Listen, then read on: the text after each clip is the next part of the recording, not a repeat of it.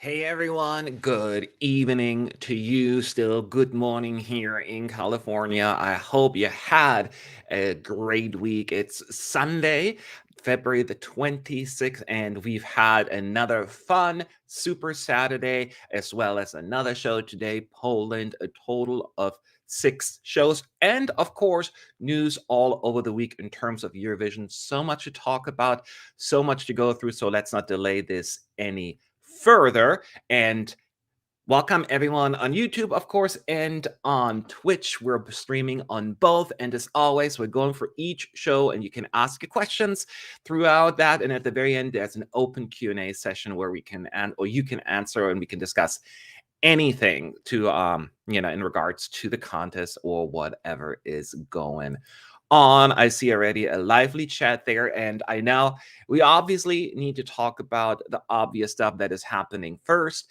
We just finished the Polish national final where 10 songs battled it out, and one of them, of course, was the winner. And the name of the show is impossible to pronounce, but for shits and giggles, let's do it anyway. Tu bije serce Europai Virbiarmi hit na Eurovizie. Catchy name. Super, super catchy. No, so it was similar but different from last year. 50% of the vote decided by the juries, 50% of the vote then coming from the televoters. In last year's show, we've had this situation where they had a super final where the top three would battle it out again. Not this year. We only had the top three being announced with ultimately the winner. After all 10 songs performed with multiple interval acts in between, which is very confusing for a lot of us, but that's how they did it. All 10 acts performed, the televoters voted, and then at some point, the juries gave us their points. And honestly, it was confusing at first to some of us, but then ultimately it was decided by the juries that Blanca Solo was their favorite, followed by Dominic Dudek with Be Good, the number 2, and then Filifers, Never Back Down, falling Jan, Gladiator. So anything that's not in the top 3 at that point clearly was not a winning contender anymore, unless the voting would have been completely upside down. And since we did not have a super final this time around, this was it. This was the vote. The top 3 were Dominic Dudek, Be Good coming in third, Jan with Gladiator coming overall in second place, and the winner in the Polish national final, therefore representing Poland in Liverpool at Eurovision 23, Blanca Solo. So those are just the hard news, if you will. Let's talk about this. And I did not listen to the songs up front. So I went into this completely new, brand new. So this was my first impression of all the entries. And to me, there was definitely no competition based on my taste. If you know anything about my taste, you know it shouldn't come as a surprise that Gladiator was by far my number one. Jan, it had the potential to be my favorite this year. Unfortunately, that did not happen. It appears, I'm going to refresh the results here real quick as they're coming in, but we don't have that yet, that the televoters at a bare minimum put him in second place, but most likely he won the televote. But since he only came fourth in the jury vote, it was pretty obvious at that point that he was not going to win it. So when they had those two acts, Jan and Blanca holding each other like, oh, who's going to win? It was obviously already pretty obvious who would be. So Blanca Solo going to Eurovision. The juries once again got their way. So let's talk this through. And I would love to hear from y'all as well. As always, very important when you talk to me at ESC United in the chat. So I know you are talking to me. So I was disappointed, as you can imagine, that my favorite didn't win, because again, this would have been a fantastic entry for Poland. I agree, or not, I agree. I did say on Twitter, if you follow me, that I think the staging was a little lackluster. It felt like empty. At the same time, the song on its own merit was already, good enough for me to fix it. Kind of what happened almost with Poland last year, right? It was not the greatest national final performance, energy-wise and vocal-wise, but he was sick, Christian, at that point. So they could have fixed this one as well. I feel as This is me. I'm putting on my conspiracy hat. Don't judge me. But I feel as they got rid of the super final so they can ensure that the jury favorite would win or increase at least the jury favorite's odds to actually make it. Because let's put aside Blanca, right? Because honestly, I actually quite like the song. It's very cute. Maybe too cute for its own good, but it's not a bad song. But the point is, there seems to be a lot of randomness. Alicia's song, New Home, screams like that the juries would love it, yet they put it so low. And then Jan Gladiator as well. Some of it seems very, very random. And Blanca's solo, cute song, but during the live performance, let's be real here, she was flat. She was flat a lot. Vocally, it was not the best performance. As a matter of fact, I thought her reprise, her winning performance, was significantly better. So, yeah. So, I was surprised. I don't quite get what is going on. Connor is saying Blanca isn't super stable when she's singing, but oh my lord, Jan's vocals were all over the place. It was painful. I don't think it was painful. I thought that he was breathing too loud into the microphone. That was my biggest issue. It was like, I'm like, that should have been. It was not the greatest effort in terms of staging, but nevertheless, this was the best song in my view. Clearly, lots of people like solos. And I'm not gonna lie, it is a cute song, right? It's cute. It has reggae pop, reggae vibes, and it has a catchy melody. It's maybe almost too cute for its own good. I don't necessarily think it's like the song, but I will not go out here and say Blanca has a terrible song. I think it would have been my third. I mean, the thing is, well, no, she was probably my fourth favorite. I think my favorite was Jan Gladiator. I did have a big appreciation for Dominic Dudek as well, so that would have been a great alternative option. And then I actually really felt Alicia's song. I thought, even though it was a ballad, I was not really in the mood for a ballad. She touched my heart with that. So I thought that this was a really, really good. Thought you'd be rooting for Jan with that sweater on. My sweater today. Okay, so the reason why I'm wearing a sweater because it's super cold here in Los Angeles. It for us, it's okay. Now I need to remember how to do Celsius, but it's like in the low 40s, I think. So my house gets really cold when that happens. So I'm having to wear a sweater. That's the only reason that I threw that on over my shirt. But yeah, so that is what I've noticed. So in terms of the other songs, there were some very random songs out there, and I would love to hear opinions who else it out. And I missed a few of your comments, but I'll go for them as quickly as I can. If you want to talk again, repost it. Of course, super chats are always the first ones that will pop up. So keep me updated on that as well. Give me 1 second here as I'm bringing this up.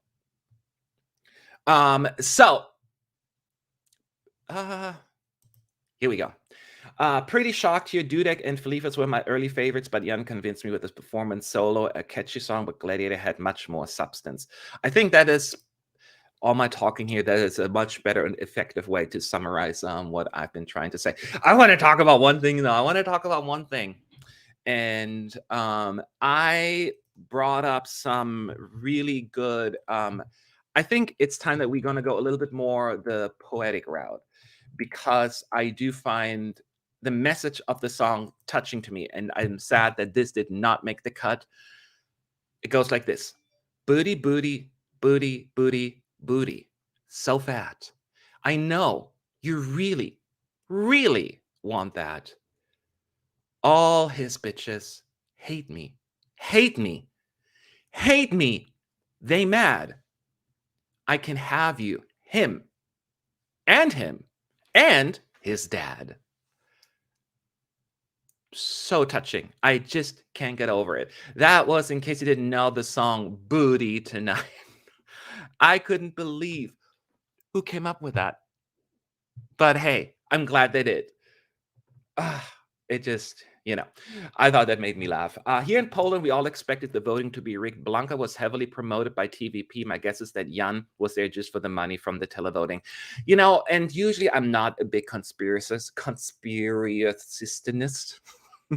But based on what I'm hearing in Poland and the things they keep telling me, all of a sudden they turn out to be coming to fruition. And I'm always like, oh, okay, maybe you have a point. And what we've seen in the past, certainly, I can see why people would feel that way, because looking at it from outside, it seemed very, very odd and calculative.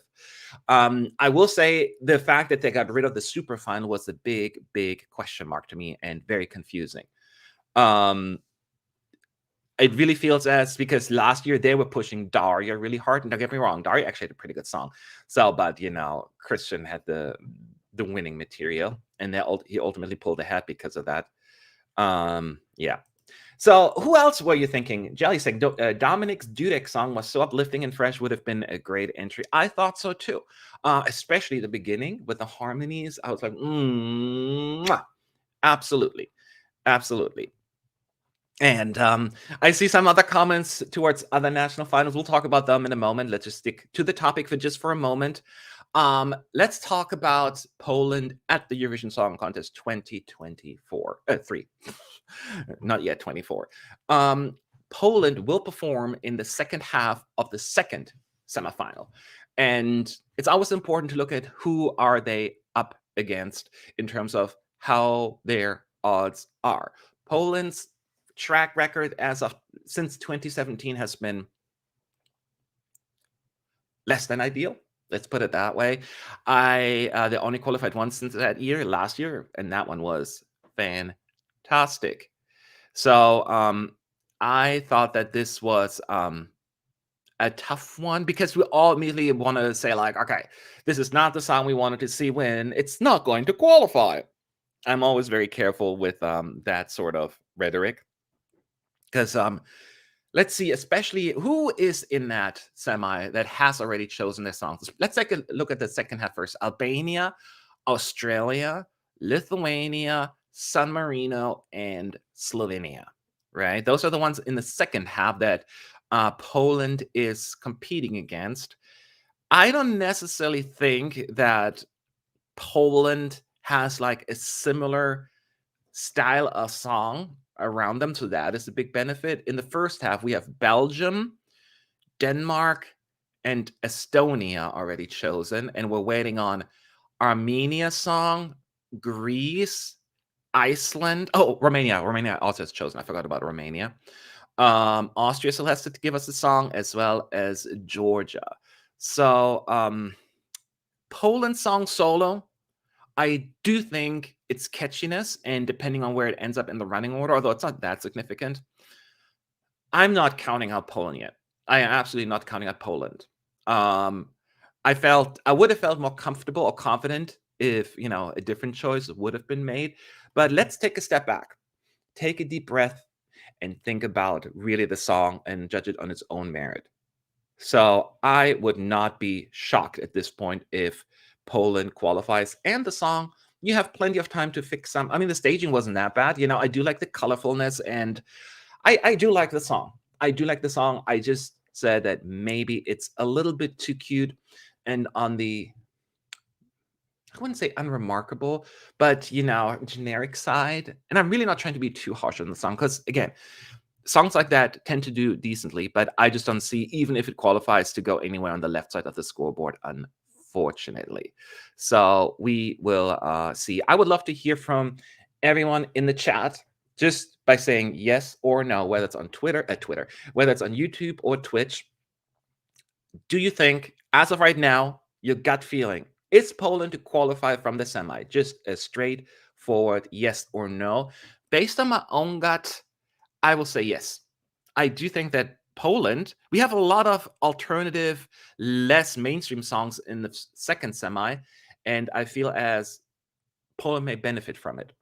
So, you guys are too fast. No, yes, yes, yes, no, yes, yeah, no, no, no, no, yeah, yes, yes, no, nope, borderline, yes, yes, borderline, no, no, yes, yes, yes, no. So I could go on for hours, but the point is, it seems like split in between, and I can see that being the case. So I'm leaning towards yes, but I'm not certain. So this will really come down to the running order, the feel, and the rest of the competition. I think if Poland would have been in the first semi, you can make a case that this would have been the end of the road. But we shall see. We shall see. Any questions you have in regards to Poland right now? Let me know in the chat at ESC United. I see already questions about other national finals. We'll get to those in just a moment. I'm with all the yes and no's. I got to scroll up again to the if I miss any questions. Solo is a run-of-the-mill pop summary bop done well, but ESC has steered away from generic in the last couple of years, which is great. Unfortunately, this means we might qualify, but definitely won't win. Honestly, I think this is a very legit and reasonable statement to make. I do think that generic has gone a little bit of a backseat, but at the same time, there is a market for it, and I think definitely will not win, right? It's not a competitor. I don't even think it has a good shot at the top 10, but I think it could qualify. I'm still confused that the jury's put it in first place. No, actually, now that I'm hearing what others are saying, maybe I shouldn't be too surprised. But I'm not trying to go too far down the conspiracy route, but maybe it's just a fact. What staging do you think they should do to qualify? Honestly, the song itself, since it's a fun pop song, I think and the reggae sound, I feel is what they've done with the feel on this stage for the national final. I think that works. It needs to be very green, very, naturey, I think, and just make it bigger and work for the bigger stage at Eurovision. You have more LED and tools available. So this song does not require any sort of fireworks per se, right?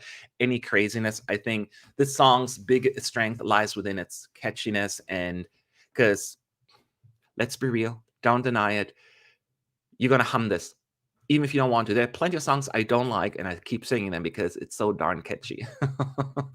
So that is very interesting. Okay. I do see a super chat, no comments, from a gentleman who told me after years that I've been mispronouncing his name, Stefan. Hello, thank you so much for that. To be frank, Solo isn't bad. It's still good. It's just that Poland hasn't chosen the song up to their potential. I don't even need to do this show. You guys are so much better at summarizing this whole situation. That is exactly how I feel as well. I think Poland could have been a player this year again, kind of like last year. But I think that that's not going to happen. But once again, not a bad song. Oh, Stefan is saying she's going to pull Mikhail's. Well, here's the thing. I don't know if I'm completely with you. I can see what you're saying and where you're coming from. I was 100% on Paul Mikhail's train 2016 from the very first moment. When I heard it, I'm like, yeah, of course this beat Margaret. Here, I don't quite see it yet, but as pointed out, I do think it's going to do quite well in the televote, at least in the semis, and then we'll see what's going to happen in the actual finals. Let's talk about what should Poland do. I always have this approach, like if you're a true Eurovision fan, you should always side in favor of having a national final. So I don't want to say get rid of the national final in Poland, because clearly it has shown that your internal selections have not been great either. I think what they need to do is fix it. So don't get rid of it, fix it. I don't know if they want to fix it, because it seems as the broadcaster still likes to be in control or have a bigger say on who goes. And that's why they got rid of the super final. But if you truly want to have people get excited, it seems as the Polish people understand what would work at Eurovision, and the broadcaster decided not to listen to it. Change the voting, either bring back that super final or maybe do the proportionate voting, right? Like if you get 10% of the vote, you get 10% of the allocated points available, rather than this tiered 12, 10, 8, 7, because once again, Gladiator had no shot of winning once we found out he was in fourth place. And it's anticlimactic and just unfair. If they would have, maybe if he would have won, I don't know, I'm making up these numbers, kind of what happened in other countries, like get half of the vote in the televote, that would have been enough to catapult them into the top. So yeah, it is unfortunate. Oh, Solo won both the televote and the jury, apparently. I'm so confused. Breaking news during the live stream. If that is the case, then nothing to talk about. Then that's what the Polish people wanted. I'm a bit surprised. I'm not going to lie. It is very interesting because we all watched the show, right? And the audience was just screaming and hollering Jan's name. I felt bad for Blanca because that's not a good feeling, right? You're like those two and everyone is shouting one name. I wouldn't have done that. But if it's actually the televoters that said, no, we want to go with Blanca, we done, we good, nothing to, I mean, we can still talk until the cows come home. People are saying the source, someone's got to back that up. I don't know if that is accurate. I'm just seeing somebody updated Wikipedia. And if it's on Wikipedia, it's 100% accurate. Now, I think that's where the person got it from. We have to wait and see if that is accurate. But somebody put that on there. We shall see. I don't know, Blanca. She does not have a Wikipedia entry, so she's not necessarily one of the more famous people. So, and I can see where Solo ends up winning the televote. I do think, and it is unfortunate, Gladiator could have done a better job with the staging. I do felt empty. I said on Twitter, I felt like the props that he asked for did not arrive in time, so he had to improvise last moment. So interesting. Yeah. So, and yeah, they never said that during the show. I don't know where this person allegedly, whoever updated, got it from. So take it with a grain of salt. It could have been someone just messing around with Wikipedia, and it'll get updated in just a moment. So I'm not saying that this is 100% accurate. Hang on, my nose is running. I'm not going to blow it right in front of you. 1 second.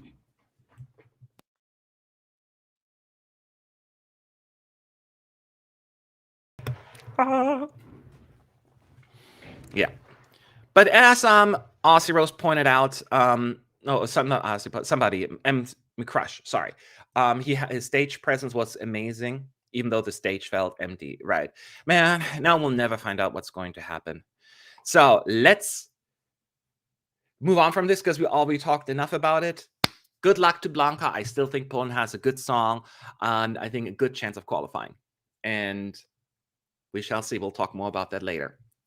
We had a few more countries picking their entry. Well, not a few more.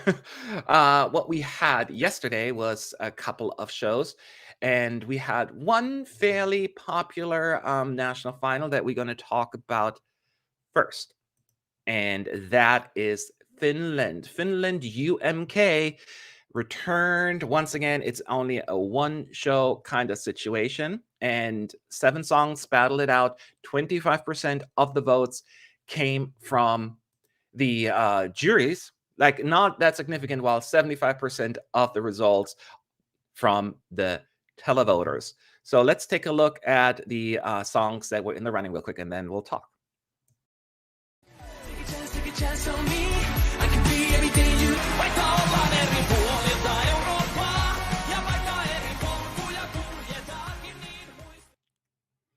So there you have it. Those were the songs. First of all, thank you so much for the super chat, Brad Master. Lots of parallels between Blanca and Wild Youth, with the popular artist beating up the coming one. I'll talk about it in a moment. But yes, so these are the 7 songs were in the running, and both the juries and the televoters agreed on the winner, and they agree a lot. Caria with Cha Cha Cha won the jury vote by a healthy margin, as well as the televote by such a big number. I mean, 52.9% of the televote, in case your math isn't working, that's more than half, voted for Cha Cha Cha. And next up was the Portion Boys, I think that's what they pronounce it, Portion. Also was Portion Boys, was second in the televote with 14.1%, also ultimately finishing in second place. The jury vote doesn't really matter in the end, so that's where we have it. So Cha Cha Cha was a fan favorite, and it went through. And Finland will, of course, go through the semis, as they all do, unless you win this thing or you're a big 5. Finland will be in the first semi, but in the second half. So we shall see what's going to happen. Now we got to talk about the winner, the results, and all of that.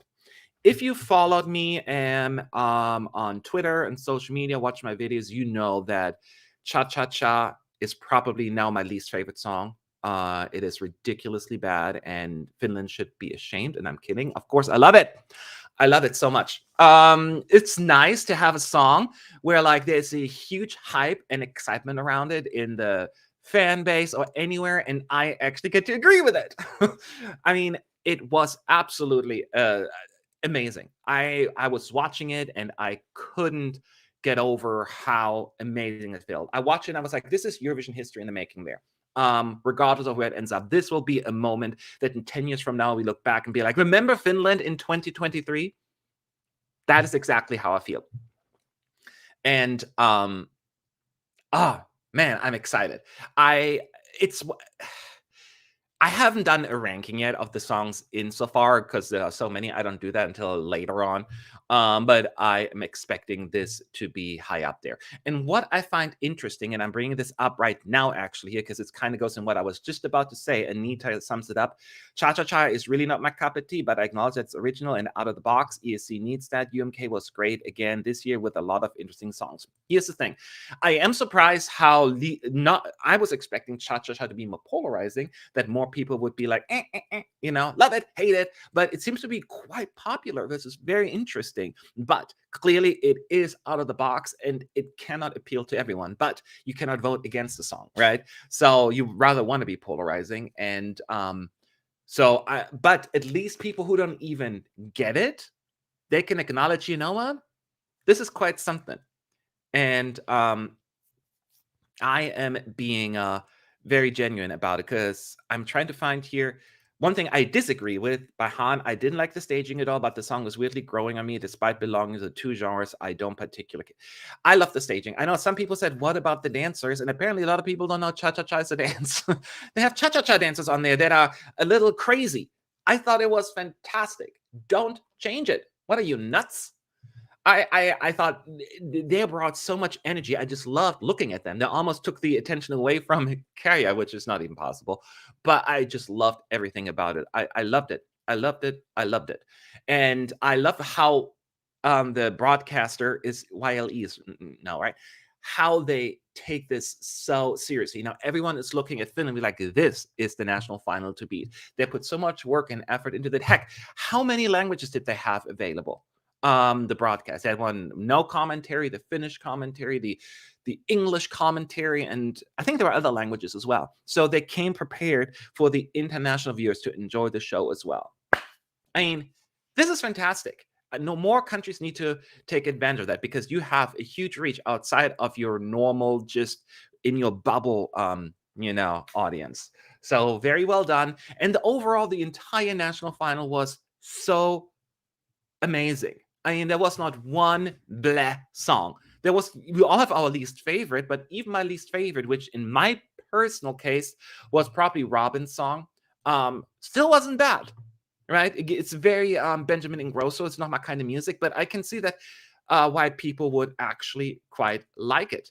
And my pre-favorite actually came last, Benjamin Hoyramud. That kind of bumped me out. After watching the show, I knew that Cha Cha Cha had to win. And now I'm thrilled. Benjamin, as much as I love that song, and I will love it until the cows come home, it just wasn't right live. It was too dark, the staging, and he was pitchy, and even the staging itself was a little uneventful. That doesn't take away from the awesomeness of the song. I will still listen to you. I am just super, sad about it, but again, wouldn't have won regardless, right? Portion Boys coming second was expected in the televote. I'm glad it didn't win overall because ultimately, once again, the jury vote is so insignificant. As a matter of fact, the only difference the jury vote makes with only having such a small say is they flip the second to last and last place. Alexandra, she came last in the televote, came second to last overall, thanks to the juries giving Alexandra 12 more points than Benjamin, and that was made the difference. So certainly, that was interesting. And I want to bring up Simon here. Confused on as how the UK jury gave 12 points to the flattest, most uncharismatic performance of the night. Actually, I half agree with you. I don't think it was bad at all. I thought Kira No Business on the Dance Floor was a great song. I still don't understand how the votes could be so upside down with everything else. It's the only jury that did not give Cha Cha Cha a top two ranking, right? They just gave like fourth, fifth place, something like that. So they stood out a little. The entire ranking was not in line with the rest. I enjoy No Business on the Dance Floor. I think this would have won many national finals if it were, but again, it's her fault that she's Finnish, I guess. So I enjoyed it. So yeah, I'm certainly thrilled with the outcome in Finland, and I know that a lot of you will agree. I'm still gonna do this. I know the answer, but we do that every time. Everyone in the chat, is Finland going to qualify from semi one? Remember, it's 100% televote. Yes or no? It's going to be, I think, fairly predictable, but maybe not. Is Finland going to qualify? Yes, yes, yes. Okay, I mean, it was pretty obvious, right? The question comes down to where Finland will end up. Yes, definitely. Yes, yes, yes. I'm not going to get any contrarians here saying no, just to kind of mess with us. So it's basically universally a yes there, as anticipated. Yes, the question comes down to how far will Finland go in the finals? Because you can make the case Finland has the potential, that's all I'm saying, to win the televote. But where are the juries going to put it? In order to win overall, and there could be exceptions if there's a super crazy upside down vote, right? But historically, at least, you need to get at least 180 points ish from the juries to win it all, right? Yes. Could it completely flip around? Yes, there is a chance, but for the most part, you need at least get 175, 180 points to stay in a reasonable, have a reasonable chance of winning. Can Cha Cha Cha get that many points from the juries?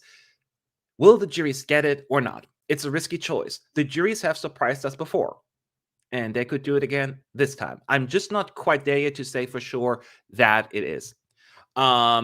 So that is my concern. So I'm not ready to call it the winner of Eurovision 23, not because I don't want it to, but just trying to apply some reasonable common sense based on things that are out of our control. Where do you guys all think it will end up, position wise or range wise? I think top 5. Yeah, I think definitely top 5 is absolutely reasonable. I just don't see this one flopping because I was saying like maybe it will not connect with the people and it's overrated by the bubble. Is there a possibility like Occidental Karma kind of situation with Italy in 2017? Although it still did well, right? 6th place, I think, with the televoters. It didn't certainly meet the expectations as we were hoping for. Top 5, at least top 5, second or third, 5th to 10th, top 10 at least, we will win. Finn, I'm rooting for you. I would be thrilled. So third. So I think most people think top 5 is a most likely situation. I think it'll result at a Constructor or Goa result. That is a fair comparison as well. Goa came second in the televote. Constructor came 4th, right? And then they both came 5th and 5th place, right? Overall. Something like this could happen. I can absolutely see that. That is sure. That is true. This is actually an interesting one I wanted to point out as well here. I'm expecting a situation similar to Måneskin storming the televote and ranking fairly by juries. Don't forget that the came also first with the juries. Yes. Oh, well, here's the thing. These are a two-part question. I'm expecting a situation similar to Måneskin storming the televote. That was my initial thought as well. That could pull a Måneskin, but Måneskin still got about 200 points from the juries, right? That's still a big number, and Finland would have to match that. And it is true that that Cha-Cha-Cha won the televote in Finland as well.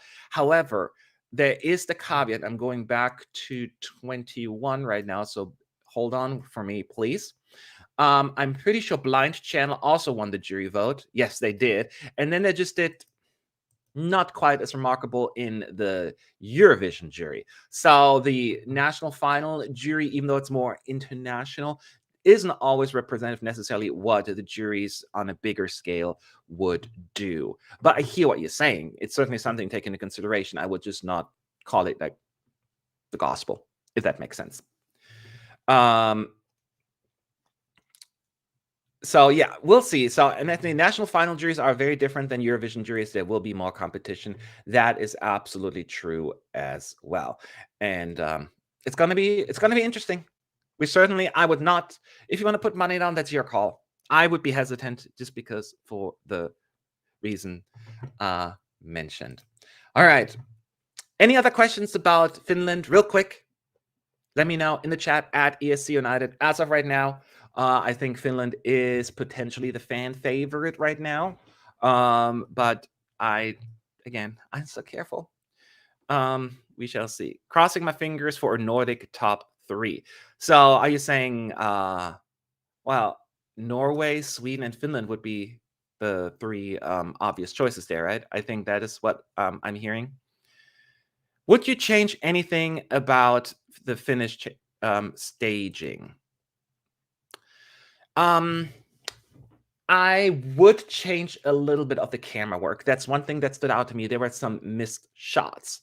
But that's Eurovision. I feel like that's going to be the least of the issue. I think that that there were times where the camera was panned out too much when there was stuff happening, and then there was random audience shots when that was the moment you probably should have been on stage. And there was some other camera moving that was a little shaky. So if anything, they need to clear it up. Maybe they can add a few things. I don't know. But honestly, if it were up to me, I would leave the concept as closely as possible to what it is right now. I know a lot of people, not a lot of people, but several people on social media were talking about the dances being weird. I thought it was perfect. It was perfect going with the cha-cha-cha theme, but making them crazy cha-cha-cha dance. I love the facial expressions. I just can't get over it how awesome it was. I'd like to see a bigger contrast between the first and second part of the song, more dynamic camera work and better connection with the audience. That is fair. That is fair as well. That's one of the camera work could have been more dynamic. That's kind of like where I was going with it. I agree with that as well. But again, this is Eurovision coming up. So every time when it comes to that kind of camera work concerns, I'm less worried because they'll fix it up. They will fix it up. So we shall see what's going to happen, but I think most of us are super, super excited. Before we jump into the semifinal results, let's just talk real briefly about another country that has chosen an entry, and that is San Marino. They had over 100 songs in their national final, Una Voce per San Marino, and it took them a long time. Actually, it didn't take them a long time. It's all happened in 1 week, but 4 semifinals, I think, with like about 26 to 7 songs in each semi or something like that, whittling it down to 21 songs in the end. And out of the sake of fairness, we are going to talk about everything that's happening in there. And but before we do that, I had to cut it down a little because it's a lot of songs. Here's a real quick reminder of what we had in store in San Marino. Hope you liked one of them. Muévela, muévela, muévela, tromba.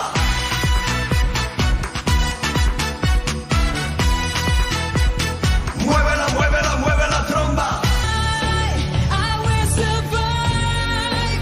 I'm heading up, hope you know can keep. I'm breaking the spell that you put on me. I'm still finiti fuori dalla rete.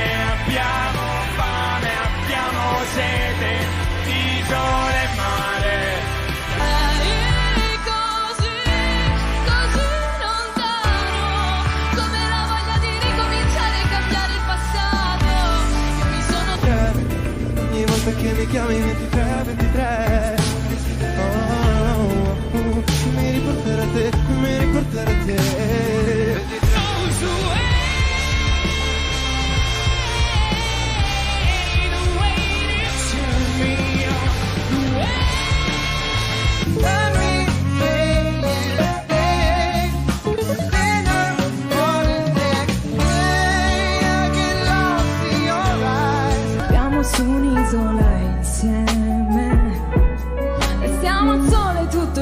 poi facciamo l'amore per ore fino a...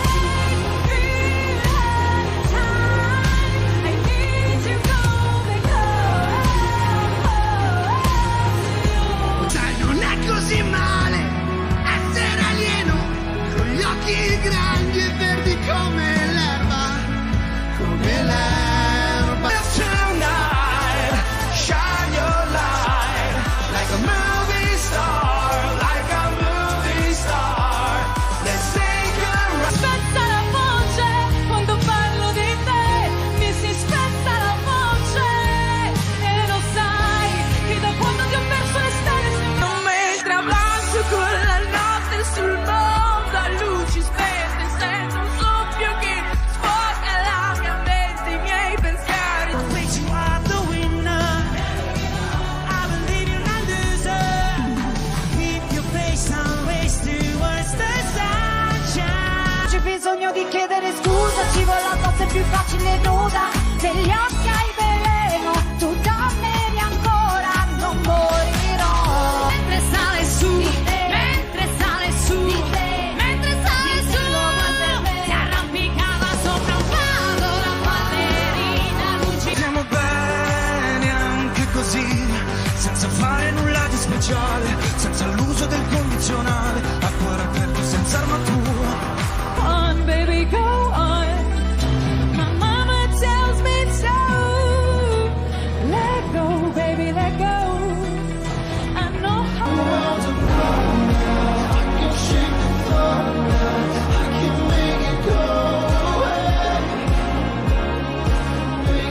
Andate con mi bandera, con la noche entera.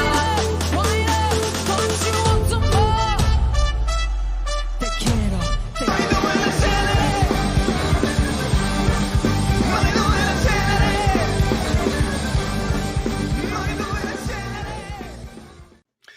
There you have it. Lots of music. Again, 21 songs in the finals, brought down from like over 100 songs, was it 105 or something like that, throughout the entire selection process. And ultimately, there was a very, very long show. Was it what? Over 4 hours for sure. And lots of talking, lots of another acts. Ultimately, they gave us late at night, first the top 10 to fourth place, and then the top 3. In third place was the last song you just listened to, Ex Giove. I don't speak Italian. Fuoco e Benzina. Second place, Ledeva with Fiori su Marte. And then the winning act was Peaked Jacks Like an Animal. As a reminder, obviously these are not people from San Marino. The selection process allows people apply from all over the world with heavy Italian population there, but Australia, Germany, United States, UK, they all apply, and some of them actually make the cut. Ultimately, it was Peak Jacks Like an Animal that ended up on top. There are an Italian rock band, so another Italian act representing San Marino. I guess that does make sense. So ultimately, they will go to Eurovision for San Marino, and they will perform in the second semifinal in the second half. We don't have a running order yet, but that is always important to see who are they stack up against in the semi. So let's talk about it real quick. I did not listen to the not auditions, but the quarterfinal, semifinal situation. I only listened to the final performances. And to me, Like an Animal was more like, this the winner. It was just unexpected, I guess. And by that, I mean, I think they could have picked worse. It just seems very random to me. Like, this is the song that they went for. I think for San Marino, and I think a lot of people agree, I think they like to go quantity over quality, and I understand why that is and how they make money off of that. Such a small country, that's how they make cash. I will say my favorites were actually based on my taste. The first song of the night, Roy Paki with Tromba. I like the third place song, Ex Giove, Fuoco e Benzina. And I was delighted when I saw Eiffel 65's name pop up with Movie Star. While it's maybe not the strongest entry, it gives me fun little 90s retro vibes, and I like that song. So those were the 3 songs that stood out to me the most, and if it would have been up to me, would have been in the top 3. So yes, it was quite a show. Was it worth all the wait? That is the question. And honestly, this happened so late last night that I didn't see many opinions, and it's still early here where I live, so I didn't see many opinions. So I am dying to hear what people are saying. I don't know who the favorite was and how people feel about the winning song. So let me know in the chat at ESC United. Do you think San Marino will be like Malta last year and change the song? I just have that feeling. I would be surprised. San Marino doesn't seem like they're going to change it. They've never done that. Why would they do it? They put so much work and effort into this. Could you imagine if they were going to do that? People paid money to be in the national final. So now they will stick with that. I think it's almost less about qualifying for them. It's really about making money in that whole process. And no, I don't think they're going to do that. Malta, I could always see, but not in San Marino. Would you prefer to have San Marino in Eurovision, for example, or for example, Kazakhstan? I don't get why San Marino's even in if they're basically just a second chance for artists from other countries. San Marino is a country in Europe. They're a full member of the broadcaster, so they have every right to be here. I don't think we can tell a small country, you cannot be in here because, you don't have that many people in your country. Keep in mind, even though they haven't taken part a lot or like lately, Monaco used to be just like that. Monaco, one of the more, memorable countries from the old days, they won. They hardly ever had anyone from Monaco represent them. So San Marino, it's very hard. Yes, we had Valentina, and the obvious choice would be Italy. And that's what you see. Most of the acts, not all of them, but a lot of the acts are Italian. And I think they should take part. Yes. If I was the head of the broadcast in San Marino, I think this is a smart idea. Getting second chance, if you will. But none of these were second chance anyways, because they're all like originals, right? So yeah, no, they need to be there. And I kind of like the concept. I just wish there would maybe, I understand the quantity argument here, but maybe just a little less. Maybe just a little less. I feel like I need a studio cut of this in order to get a proper judgment. I couldn't really tell if I like this or not after the live performance. This is a very good comment that I wholeheartedly agree with. I think there is potential there, but it sound a little noisy in this like live performance stage. So I'll wait for that as well. I think it has potential. But it didn't grab me as a major contender yet. A lot of talk about Ronella. Was my favorite. She slayed. Those who don't know, she is the lady that represented Albania last year and didn't make the cut, unfortunately. So she tried again. I thought her song was solid. I will say, though, it was very hard for me to go past this demo version feel of the song. She is a great performer. Her stage presence is undeniable. If they have enough time, or had enough time to revamp it, that would have been a different story. But I knew this was going to win because, she only made it through the second chance round, right? She didn't even make the first cut. So being a second chance candidate is always a very, very tricky and virtually impossible situation. It's rare. Somebody else disagrees. Her song was so bad, let's be real, Eurofans can separate a song from an artist. I wouldn't call it that bad. I thought it has some really cool elements to it. I don't think it was as strong as some people make it out to be. Again, with a proper revamp, this probably would have popped more. I think it just wasn't ready. It wasn't ready for the stage. Danielle is saying, I think that with San Marino is that there was a decent quality scattered around, even if I think 20 songs were too many. I think VPSM experiment is working, but not the actual picking. Yeah, and the picking is also not transparent, right? There's a place. How did we arrive at that? It's just, I'm still encouraged, and I want them to continue regardless whether like an animal comes last in the semis or wins the whole darn Eurovision. Putting that aside, I'm really just talking about the concept. The idea of the national final needs some tweaking, or a lot of tweaking, and then we'll go from there. But yeah, now I hear what you're saying, and I agree. So any other questions about San Marino in the chat at ESC United? First, this is a toughie. Do you think San Marino will qualify from the semis based on right now the situation? Yes or no? In the chat again, there in the second semi, second half. Is San Marino going to make it back to the grand final? Yes or no? Your first gut. Oh gosh. Nope. Not sorry. No. So no. They are doomed with the televote. No chance. Hell no. Ha no. So it's a tie. Now, so it's a pretty universal no for San Marino. The opposite of Finland, clearly. I do think with televote only, this will struggle. Or it could be this very surprising, unexpected pearl that people will gravitate towards. So, but poor San Marino, I know, poor San Marino. I don't think this, it's not looking good, but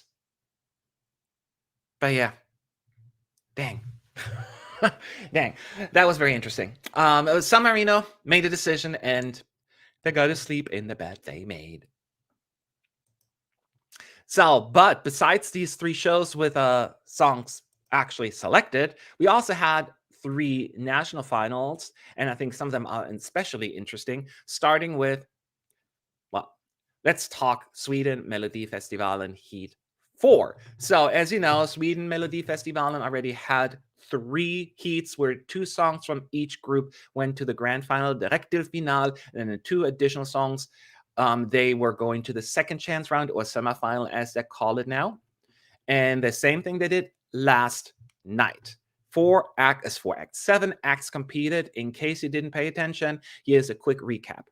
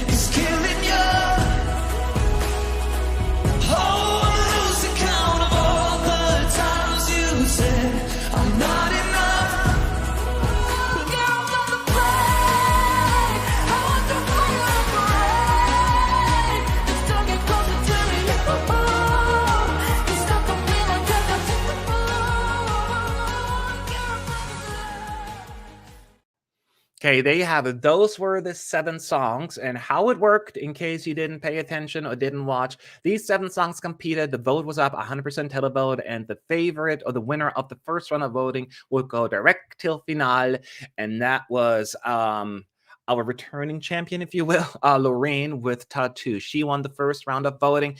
Interesting enough, she had to start over her performance because there was a stage invader, which, you know, she took in great strides. She's such a good sport. So she was actually then through, and then after she could sit down and enjoy the rest of the evening, the remaining 6 songs would then be up for a vote again. And then they have this second round voting where they break it out in age groups, and each age group would then provide their points. And then at the end, the song that would be at the top of that ranking also goes directly till final. And then the song in second and third place would get another shot in the semifinal, formerly known as Second Chance. I hope I got that all right. Anyways, the song in the end ending up on top that night out of those 6 was Smashed into Pieces, 6 Feet Under, and they are also in the finals. That means Kiana with Where Did You Go? She was in second or third place. depending on how you look at it. The first semifinalist, as well as Mariette with 1 day. That means Axel Schulstrom is out, Emil Henron is out, and Signe and Hyoris with Edelweiss also did not make the cut. And yeah, now that we have those songs, next week we're going to have the 8 remaining semifinalists battle it out. More on that in just a bit. But let's talk about tonight's show, because we all know who the Eurovision bubble favorite is. Loreen Tattoo going through directly, and I think a lot of people were confident, but also just cautiously optimistic, because we all know what happened. It's been like 5 years now, right? Oh, more than that, when her statements, another fan favorite, didn't even make it, eliminated in the second chance round.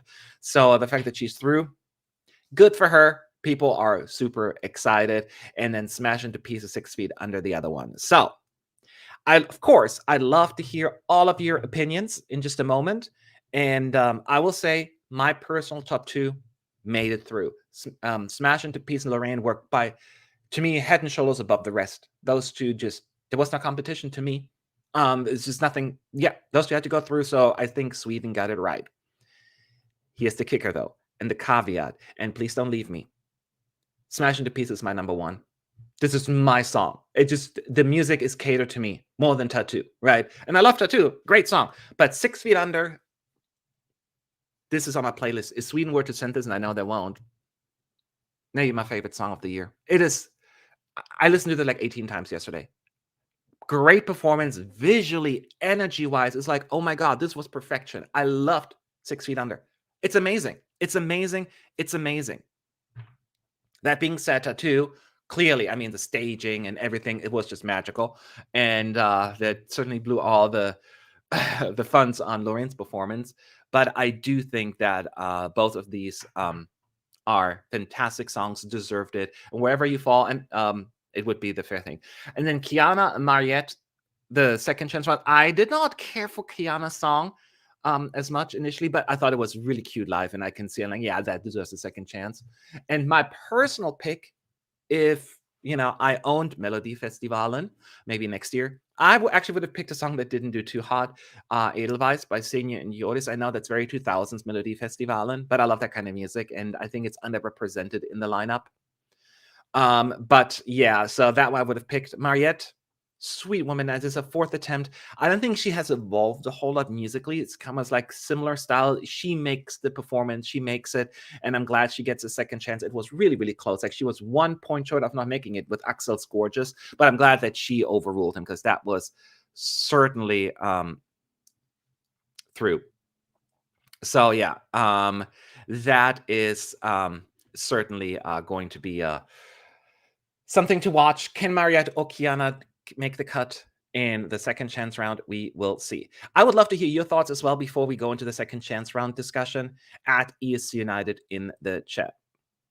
Is it just me, or does Mariette look familiar, or is it just me? Yeah, as I just mentioned, this is her 4th participation in Melodifestivalen, and I think it's a 4th one, right? And the first 3 times she almost directly went direct till finale. This is the first time where she make second chance on, barely.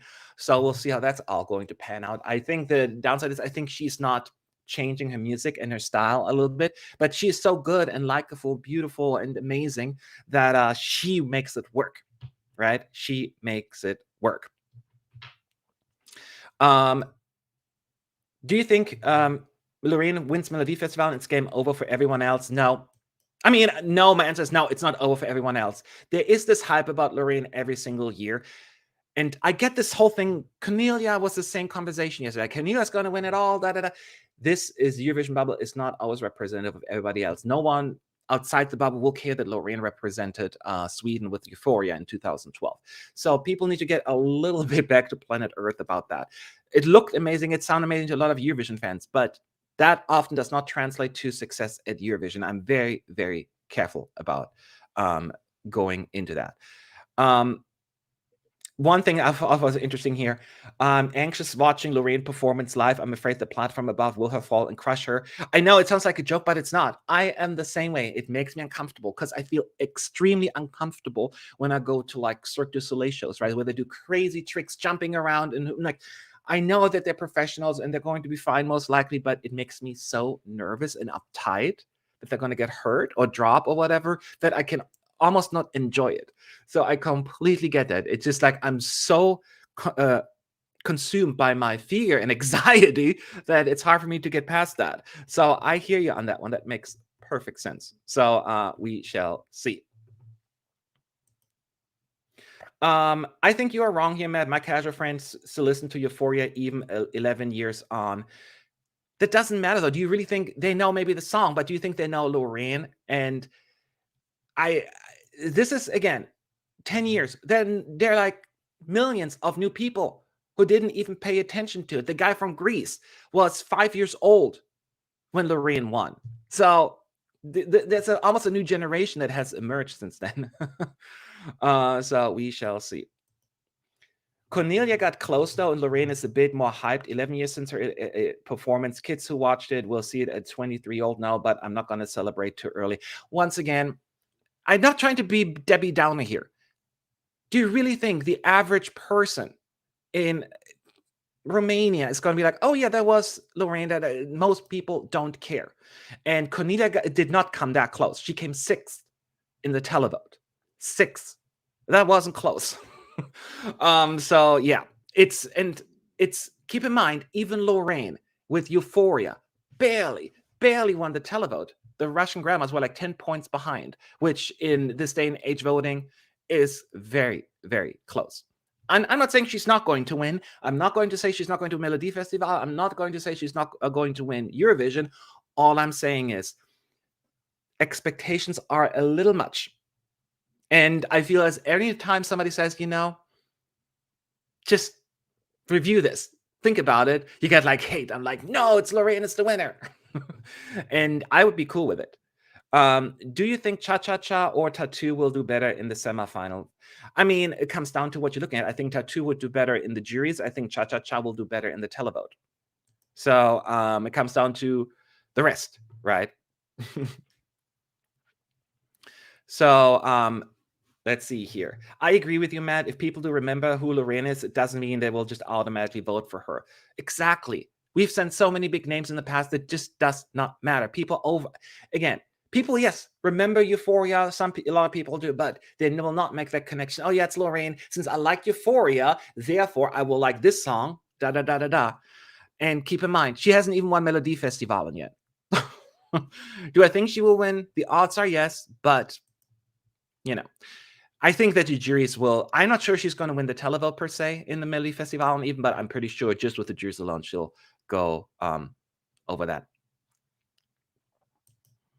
Yeah, that's very interesting. Victor from Greece was not even born when Greece won in 2007. And wasn't he born in 2007? 2007.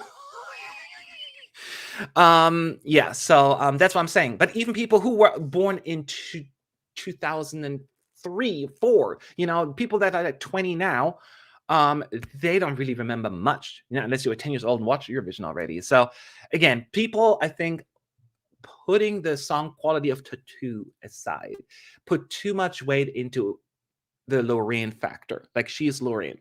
No. That's what people make me a little nervous. What place do you think Tattoo would get in the final if it got chosen? It's too early to say.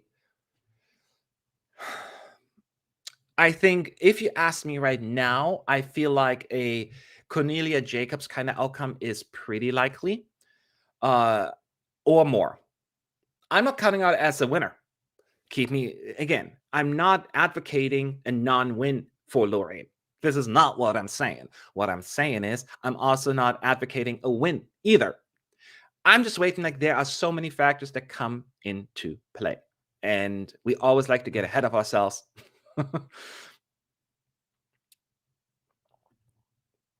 Sorry, I clicked. So, the whole world is voting this year, and they can just watch the Netflix movie to know her again. Bookies predicting Sweden. Okay, the bookies is number one, way too early. Bookies listen to what people are saying, the hype that's happening right now with everybody. So they're like, oh, there's this hype, I'm going to put money down. A lot of these people don't pay attention. look back who was at the top in many years, and it often does not translate. Måneskin was not at the top for the longest time. And then I think around rehearsal time is when they really kicked it off. Ukraine last year, obviously a different story. Salvador Sobral was not at the top. And then boom, all of a sudden, nowhere. Got it all. So there are so many things that the bookies don't get, and things adjust. And once again, she may win, she may not. But running around saying that she is already a guaranteed winner, it's a little premature. Melfest will be a battle between Maria, Sur, Eminem, and Lorraine. I have a hard time splitting those wins. Maria could steal a lot of points, both the juries and televote. So Maria Sur is the young girl that escaped Ukraine, right, and performed. I'm very curious about that one. This is going to be a test a little because, there is that possibility that she gets votes because of her personal situation, that she gets some of those. And she may have a jury-friendly song, although I don't know how jury-friendly it is. Eminem are those two twins from Norway, right? Because they're like the second, like they're like kind of like super popular as well. I have a hard time splitting those wins. Maria could steal, yeah. I don't know. I still think as of right now, it's Lorraine's to lose. The twins, yeah, it's apparently a very popular song. I don't get it. I don't get the song. I thought I was quite bored by it, but that is just me, but keep in mind, Sweden hardly ever picks the song I want them to pick. So we will see. Who do you think will get the televote and jury win in Melfest finale and the whole win? So as of right now, because honestly, I'm only considering the 4 songs that came first in their respective heats. So the Jan Hendrik came first, Maria Sur came first, Marcus and Martinez came first, and Lorraine came first. I would say it would be one of those 4, and I think they nail. I think Lorraine is going to win the jury vote, and then I think it potentially could be a battle between Eminem and Lorraine in the televote. I'm not 100% sure Lorraine's going to win the televote, but I think it's going to be a battle between those two, and then it comes down to the point difference. So, but as of right now, my money would still be on Lorraine. So I'm totally on board with that. I think that is a very reasonable assumption and prediction to make. Okay, so the comparison with Cornelia is not so good. Lorraine's voice, staging, charisma are at another level. It's easy to say that now, a year later. Last year, it was a very different story. When I said I had criticism for that song saying it's not going to win, I got ripped apart by fans. Like, I'm kind of like Sweden hater. I'm like, no, it's a great song, but I could see where it's not for everyone. And it was a little bit overhyped. And then it was number 1 in the betting, not number 2, because, Ukraine was always number 1 for the reasons, was super high. So I just point out things that could or couldn't take into consideration. So I think it's a very fair comparison because the hype was real last year. Yes, in hindsight, it's easy to say, well, but at that point in time, trust me, it was insane. I believe that the jury will kill Eminem's chances of winning. There probably will be top 5 in the jury, but not the top. So they will get the Anders Bagge treatment, you think? That is what I'm thinking as well, because the juries, to me, have been fairly predictable in the voting. And even those make sure that they overrule the televote, which happened last year, happened in 2017. The juries have a lot of power, unfortunately. And the voting is, and that's one of my things. I love Melodifestivalen. Love it. I mean, who doesn't? But I don't like the strategic setup. It is so strategic now that it's hard for me to get really excited. The running order, it's so obvious who they want to go through and don't want to go through. They sacrificial lambs always in second place, their favorites in last, and the ranking is so important.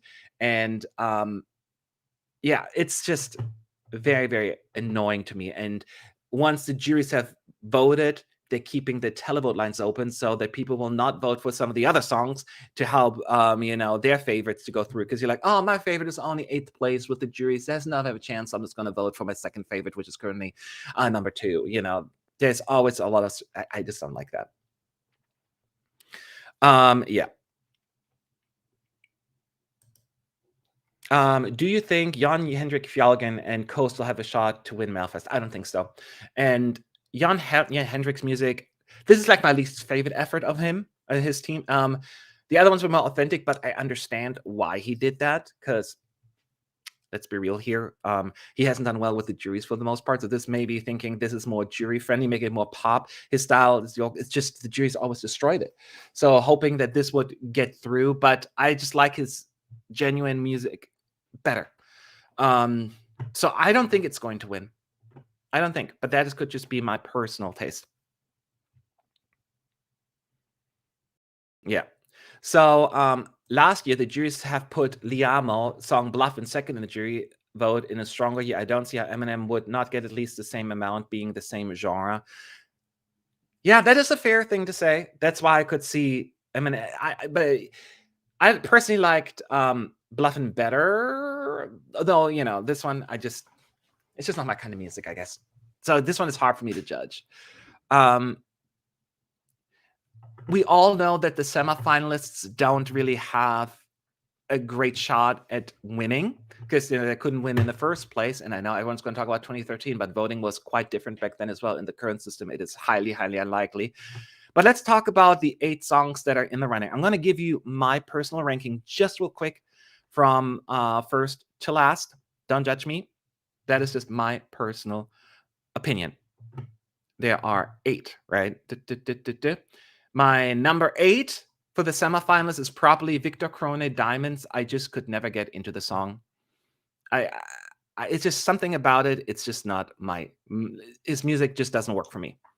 And this falls here. It's average, middle of the road pop song. And what drives me nuts is that he barely sings. I did like Storm, actually, but the rest not so much. So this one I cannot click at all. So that's my number 8. My number 7 is Melanie Webe. And I remember her being part of the team writing the winning song Move by the Mamas. I remember her jumping up and down on the couch. Sadly, this song, it's a bit unremarkable. I didn't even think it was going to make it to the semis. It's inoffensive, pleasant enough, but I just like her. She smiles and enjoys herself at the song. Yeah.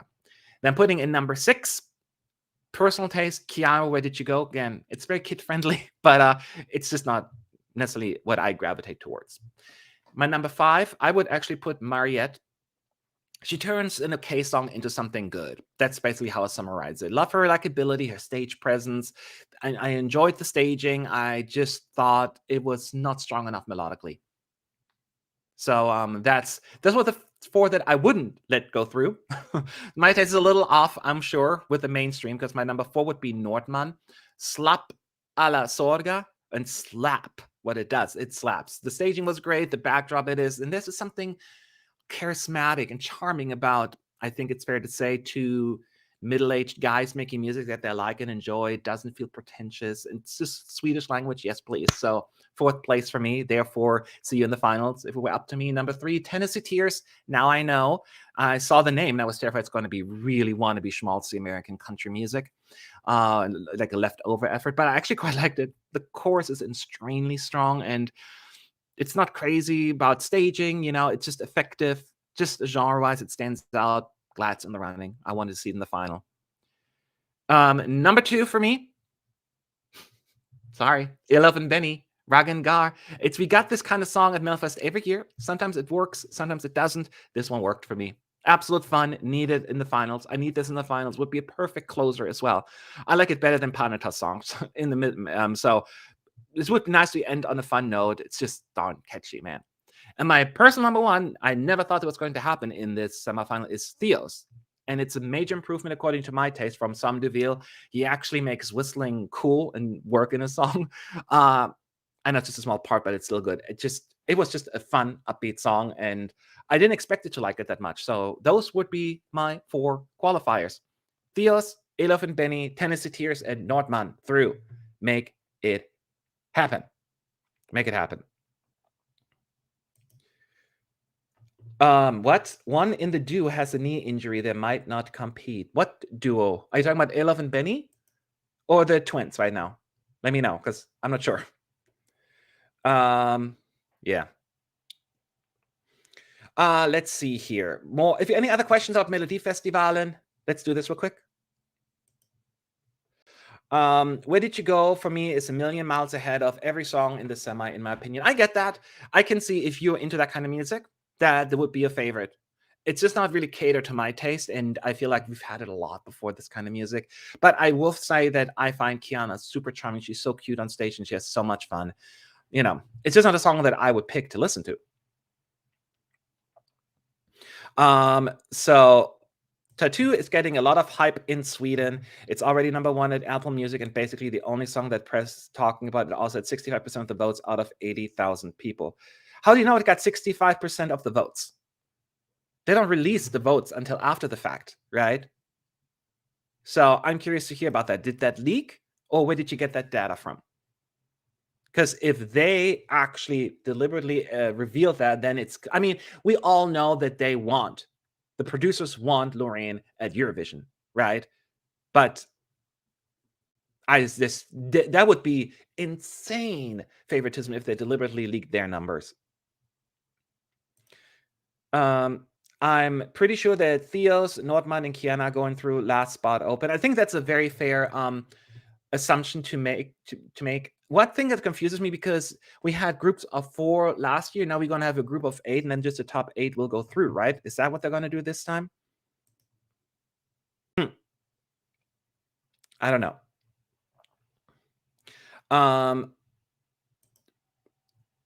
My system's a little slow right now here. For me, I loved Theo's songs last year, but whoa, bits of song this year ruined it for me.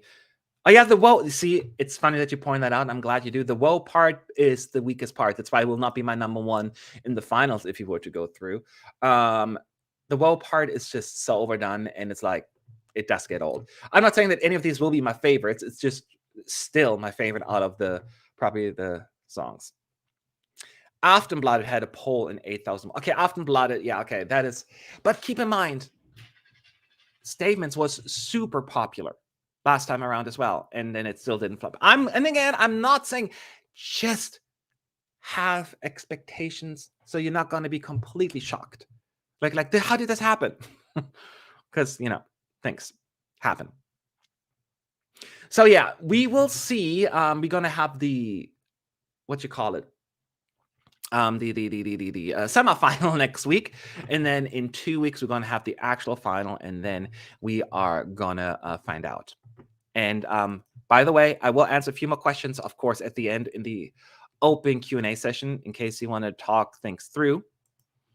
But we do have to talk about a few other things as well here, right? One of the things I want to talk about is Portugal. Festival de Cancao came out. The first show last night also took very, very long. I stuck around until the very end, even though I went and got time in between. But nevertheless, I did make it. They had 10 songs in the running, and I thought that they were going to have 5 songs go through, but in the end, there were 7 that went through out of 10, so only 3 songs did not qualify. That's crazy. But that had to do with the fact that there were technical difficulties with the televoters, so they had to get one extra one through. As a reminder, these are the songs that were in the running.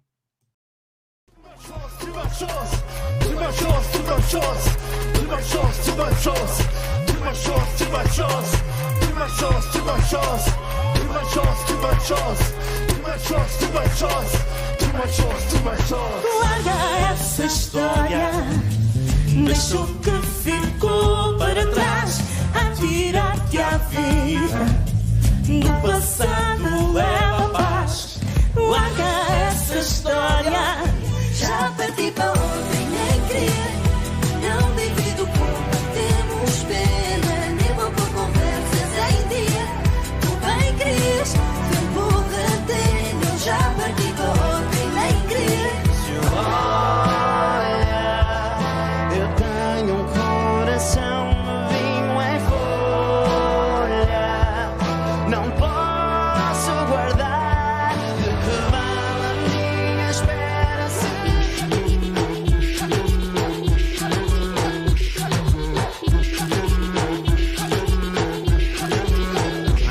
Technical difficulties, clearly. Deixa-me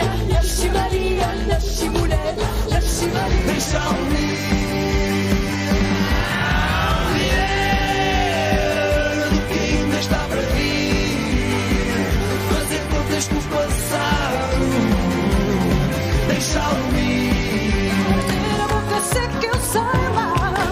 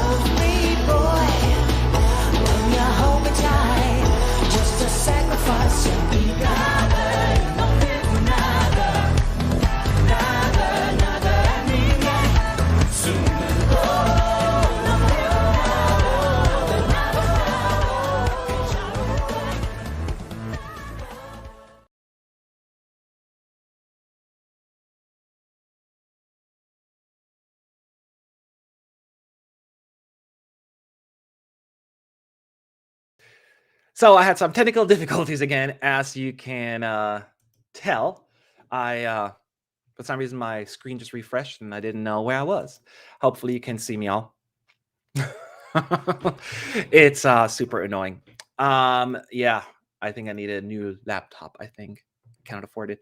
Anyways, so those 10 songs that were in the running, as pointed out, 7 of them went through, and meaning only 3 were kicked out. Was it worth it watching the whole show? I don't know. That's a little annoying. But there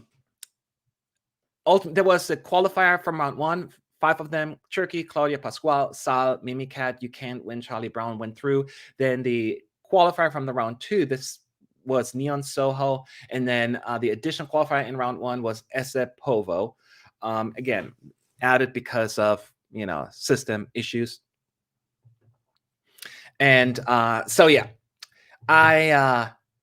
those are the songs. And if you followed me on Twitter, I posted my top 5, and the top 5 went through. All of them, like, in the first round. I'm like, duh, Poland's on the right track. Poland.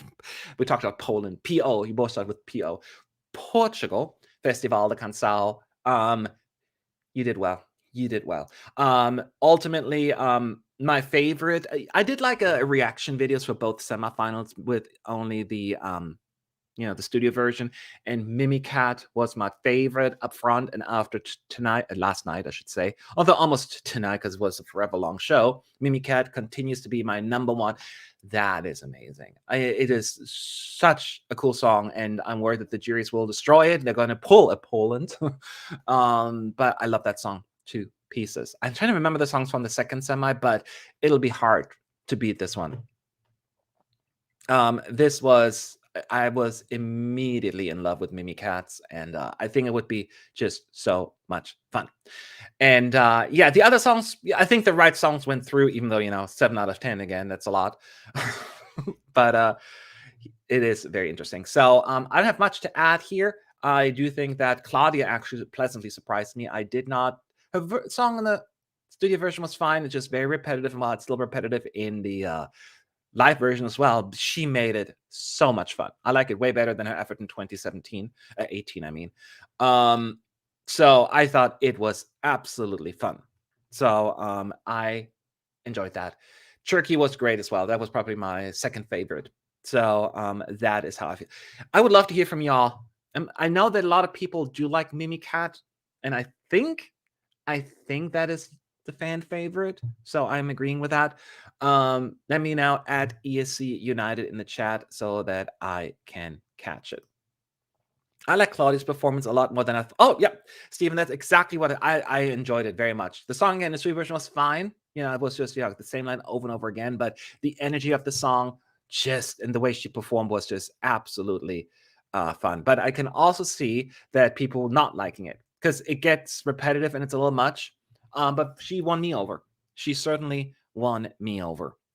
And yeah, other than that, the other songs, I liked Sal. I like You Can't Win, Charlie Brown. I don't necessarily think that they are winning materials. Am I right? Am I wrong? I could be wrong. But yeah, that is certainly how I feel. Too Much Sauce should have qualified. Is that you, Roy? Roy? If Too Much Sauce would have qualified, then it would have qualified, to be honest. I don't care. I mean, I would have. It was not my song. Let's just say I couldn't take it seriously. I couldn't. Too much sauce. Too much sauce. Too much sauce. Too much sauce. Too much sauce. Literally, in this case. I heard that Mimicat was sick last night, so a final performance should have been in better. I heard the same thing on Twitter last night, by the way. But I'm like, she sounded great. She was like holding back some of the notes, I think. But that's part of being professional, right? People get sick. So you always have to pull that, you got to pull it off, even when you're sick. Or when your earpiece doesn't work, good performers figure it out. Do you think that with a semi of non-ballots, Mimicat will stand out? Yeah, but I mean, I don't even consider it's not really a ballad either, right? It's its own genre. If anything, I would put it in the mid-tempo kind of category. I think what will stand out is just the unique feel that it brings to the stage and the catchiness of the melody, but still having a lot of personality and character with a fantastic vocalist. I mean, and no doubt, it was so good. This would be my favorite Portuguese entry since Salvador Sobral. Wasn't that long ago, but still, it was wonderful. It seems like Mimicat, Claudia, and Ivandra performing in SF2 are the biggest favorites, but Portugal is quite random with the results. Sometimes they never choose my winner. Say that again. I mean, love is on my side. You know, even though it did quite well at Eurovision, considering with the juries, not with the televoters, but with the juries, I never thought that was going to win. Not in a gazillion years, and then here we are. So yeah, Portugal usually doesn't listen to me. The last time I did it was in 2017, and look how that worked out. Portugal, listen to me. But yeah, I'm not trying to lose faith. Plus, it's just me. If your earpiece doesn't work out, another solution is always destroying flowers. I will say, and I'm not dramatic, but I think I lost every respect for Blanco when that happened. This happens all the time. Any professional singer would have done it. This is like bad type diva behavior. This was so embarrassing. I couldn't even, like, I was mad. Some people, it's funny. He was like, now he was being a dick. Oh, I hated that. So, yeah. But yeah, we're talking about Italy when Blanco's earpiece apparently stopped working. He just destroyed the stage, basically. I'm like, oh my God. How do you react when you lose a video game? I don't want to be around that. Do you like that Portugal keeps their lines open for so long? Do you think it makes a difference? I cannot speak to if it makes a difference. I don't necessarily why. It's money, right? But I would think that people vote right after the songs are out. Do you really think 45 minutes late, like, oh, I forgot to vote? I don't know. I don't have any statistics about that, so it's just speculation on my part, but I don't necessarily see that being really like a great like, it doesn't make a big difference. Although the broadcaster can come back and like, no, you're wrong. Look how many people vote like at the last minute, maybe. But common sense tells me that it's not necessary. I remember like for a few years at Eurovision, they did that voting where you can start voting at the beginning of the show, like as the songs were performing. They got rid of it like 2 or 3 years later because nobody voted. Everyone votes basically right after the songs have performed. So those 5 to 15 minutes right after performance is done, that's when people vote like crazy. Do you think that if Mimicat gets chosen, Portugal will have a good shot in Eurovision? I think so. Personal bias comes in here because, I adore the song.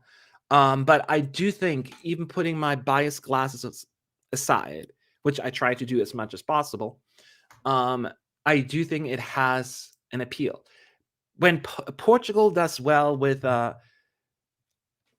their style and their genre, and people just gravitate towards it, right? When they do it, it does really well. You don't have to go with mainstream pop. Yes, there are plenty of blunders in between, but I go back to like 2014, 2009, 2008, and yes, some of them were destroyed by the juries, but we don't have juries in the semi, so put that aside. I think those songs can certainly do quite well, actually. So, yeah, I think that she has a great shot, I think, of doing well, because I think it just has a good general mass appeal. Its happiness has a certain good feel about the song that people will gravitate towards. I listened to all the songs from Semi 2 as well once in my reaction video, so I actually have to watch it myself to refresh my memory on which songs I liked the best. I think Barbara Tinoco's song I liked, but there was one other song that I liked even better, and I forgot. Was it Ivandro's song that I really liked? I don't even remember. But yeah. So we'll find out next week. I will not stay up or around for the results next week, though, for Portugal. I'm telling you that right now. That took way too long. Before we go into the open Q&A, let's just really quickly, if my system allows me to, discuss the last show. That was Iceland had their national final there. Not final, semifinal 2 yesterday. 5 songs competed. 2 of them moved on to the finals. If you didn't watch it, here's a quick recap.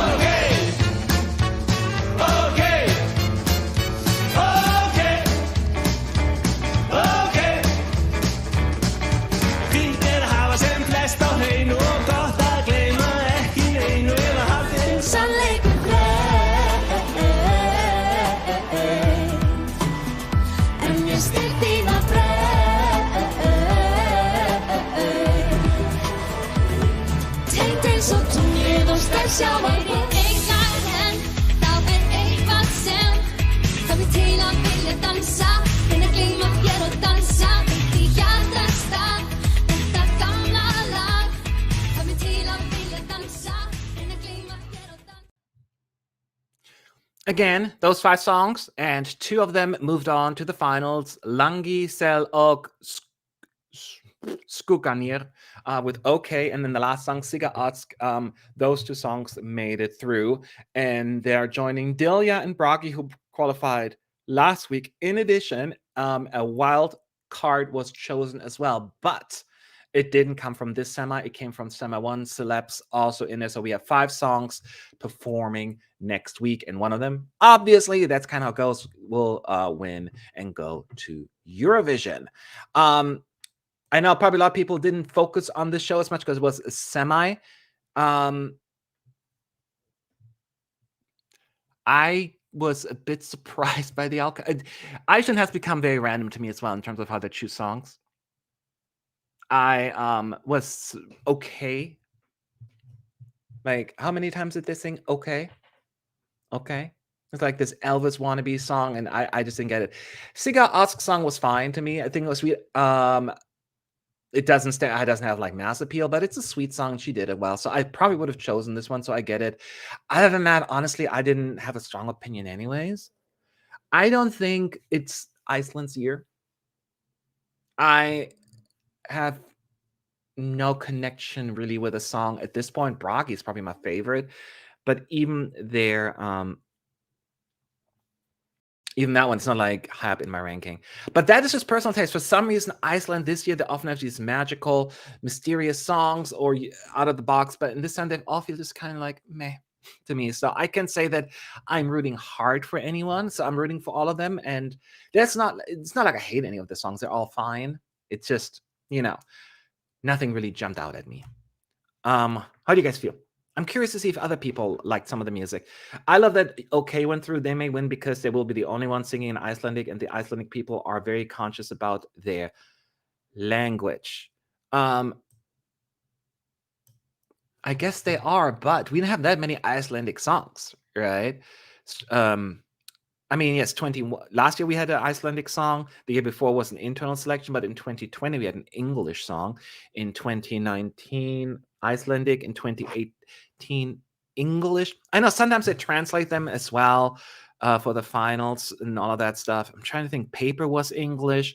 What was 2016? Why can't I think of 2016 right now? Oh, Greta, no, that was English too. So they have plenty of English. So Iceland was last year, yeah. So I don't know. We'll see. I had to close my eyes to think. That's how sad it's gotten. I mean, there's so many songs, so many years out there. I need to have that all in front of me. If you could choose a wild card, would you have gone with Domstagsdans or one of the other 5? Honestly, I didn't even care for Domstagsdans, but I probably would have chosen that one only because it's the one that stood out the most to me. And even though I don't care for the studio version, I had fun watching it. And I think that it's where the strength of that song lies. It's just the fun performance. It seems like crazy ABBA dressed feel account was doing crazy stuff. So I don't think it's going to win, but it was, yeah, I think it was a good choice just to kind of switch up the finals a little bit. Is the beginning of this song okay? Sounds like a bit like Scooby-Doo theme, or is it just me? Oh my god, I have to look that up now. I don't know. The thing is, it didn't stick with me, so that is funny. Scooby-Doo, where are you? Will you discuss Australia and France now that they are released? Thomas, we can discuss it in just a moment. As a matter of fact, I did put out 2 reaction videos to giving you my first impression of it, but we'll talk in more detail as well in just a moment. But before we do that, any other questions about Iceland? In the chat, as always, ESC United, so I know that you are asking questions that are on topic, and then after this, we're going to do an open Q&A. And with the Liverpool's music history, okay will be the perfect song to send to Liverpool. I think the organizers will love the song. The trio also is hugely popular among the elder Icelanders. I mean, it's not going to go far at Eurovision, right? But if that's what Iceland wants, Iceland had 3 qualifications in a row. I guess it's that word to sit out 1 year. Not the end of the world. Unpopular opinion, I would not mind having a rockabilly song on Eurovision. With that said, it's not my favorite. Rockabilly, I assume you're referring to Okay Again. I like good rock. I mean, I'm not even against like Elvis-inspired music, right? This rock style, because I thought that France had a fantastic song in Junior Eurovision. So when it's done right and it works, absolutely. I just don't think this one is just not quite as strong, I guess. It sounds like a James Bond theme at the beginning with the guitar. Are we still talking about Okay? Oh, yeah, you said Okay sounds. Okay, sorry. I keep forgetting that's the name of the song. Okay. Yeah, I get it. I need to listen to it again. I listened to it twice now, and still doesn't stuck except for the Okay chorus because it's 1,800 times. So yeah. We shall see. We'll talk next week again about Iceland because we'll have the winner and see if they made the right decision or not. That means we can now open the open Q&A session. So I know you asked a lot of questions, sometimes off topic. Forgive me if I ignored you. I wasn't doing that deliberately, but I have to kind of stay on topic for a little while. So throw it at me. Anything about the 6 shows from yesterday, anything else, tickets, staging, drama, controversies, you tell me.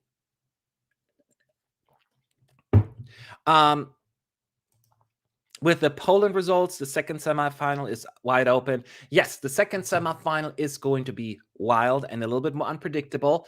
I think once we get to the rehearsals, we get a little bit more of a feel, but right now it is very, very hard to predict. The next national final will be Germany. How are you feeling? Bad? Here's the thing. There are plenty of good songs in the German national final, Celia. And by the way, it's going to be on Friday, right? Which is super weird. Who does it on Friday? I am a little concerned, of course, because Germany is not necessarily known for picking the right song. So, of course, everyone is worried about the Ballermann song. Wir brauchen endlich mal ein Lied ohne Saufen. Ohne, yeah, I forgot the words. Anyways, the song is tremendously hated by the Eurovision bubble, and totally get why. So people think that's going to win, and I see a case can be made that it could potentially win the televote. I just don't see a universe where it's going to be a hype in the jury vote. I just don't see it happening. It should not win. But there are some good options out there, so I'm trying to stay focused and optimistic. So that's how I feel. Does that make sense? Matt, any news on the much-needed revamps for songs already chosen? Ireland, Croatia, France, and Italy. So I have not heard of a revamp from France. That's the final version, right? Ireland said they are in the works. They confirmed that on social media saying we're working on a revamp. Croatia, I don't know anything about a revamp there. Somebody else has updates on that. Let me know. Italy, it's not, Italy's revamp would be shortening it. So there's no update because Marco Mengoni mentioned that he may consider changing the song, which would be really upsetting to me. But so Ireland's the only one I know for sure that there is something coming. I heard about Albania as well and Ukraine. So we'll have to wait.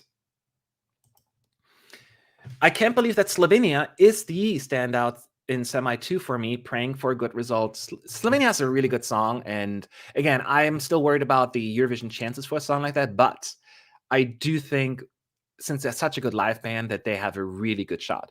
I'm still nervous because, I'm always nervous for Slovenia, even when they deserve well. Like in 2015, they were one of my favorites, and then it didn't do as well as they should have, although it did decent mid-table, which is for Slovenia a great result, right? Do you think that Malta will release the busker on Spotify soon, or are they revamping or changing the song? I would not be shocked if Malta changes the song. They always do that, right? Not always, but a lot, even after a national final. That being said, I hope they don't. I think the song is great. I'm the only one, it seems like it. I just enjoyed so much. It's just absolutely up my alley. A revamp, I'm curious, as long as they're not going to lose the 80s vibe of it, I'm fine. Don't overdo it. Don't change it. Don't change it. Do not change it. Didn't learn your lesson, did you?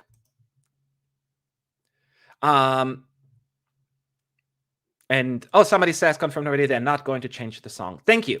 I think Malta is a great song. I just enjoyed. It's like simple in many ways, but it works, and I have a feeling it's going to do really well. So yeah, I'm very happy. Any other questions? Anything related? At ESC United in the chat. Do you have any expectations for the Netherlands? This week, the song will be released, but I have no clue what to expect, to be honest, and I am Dutch. Well, RJ, I am a little nervous, only because it's the Netherlands, and they have had really good results, but every once in a while they flop as well, right? So, and no one knows the act as well, and I get a lot of negativity from the Dutch folks. However, they always do that.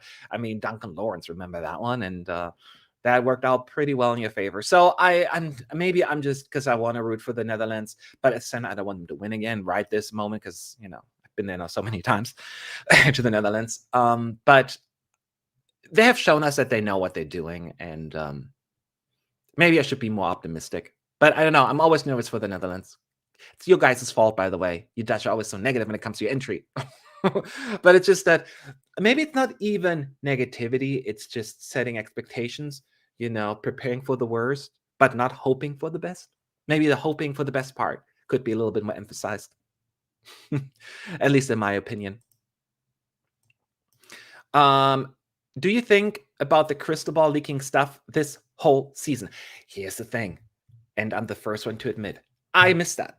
I missed the entire trend. I saw Sean tweeting about it like a week ago, and I'm like, I don't even know about this channel.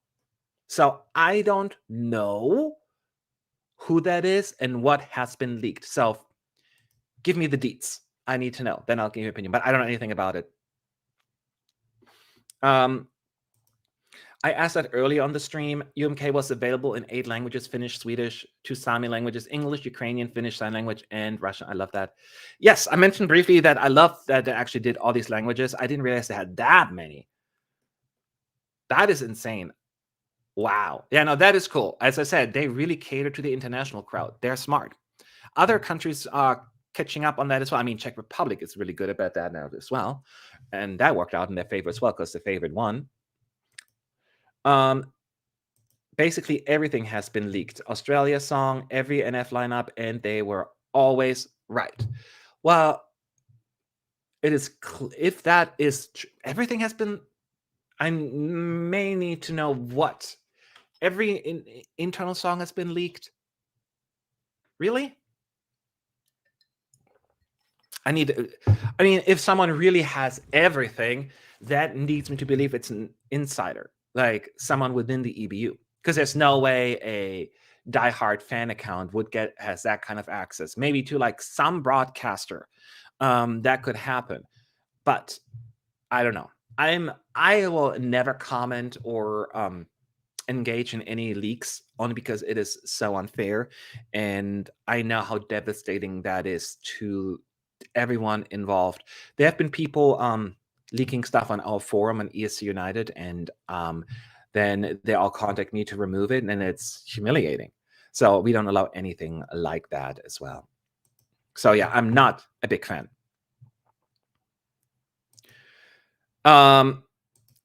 Have you told your family in Germany to vote for your favorite song at Unser Lied für Liverpool? No. And I will not tell them, because you know why? My family, they're not watching, right? I love them to pieces. However, I think they go every year to Mallorca in Spain, where all the Germans are going. And please guess what kind of music they listen to in Mallorca. You guessed it right. So I don't want to encourage them to vote for that song. And I mean, my sister and my brother do, but the rest of my family, they don't speak any English. So they have only two options to choose from, probably. And I know which way they would go. So no, I'm not going to put myself into that situation.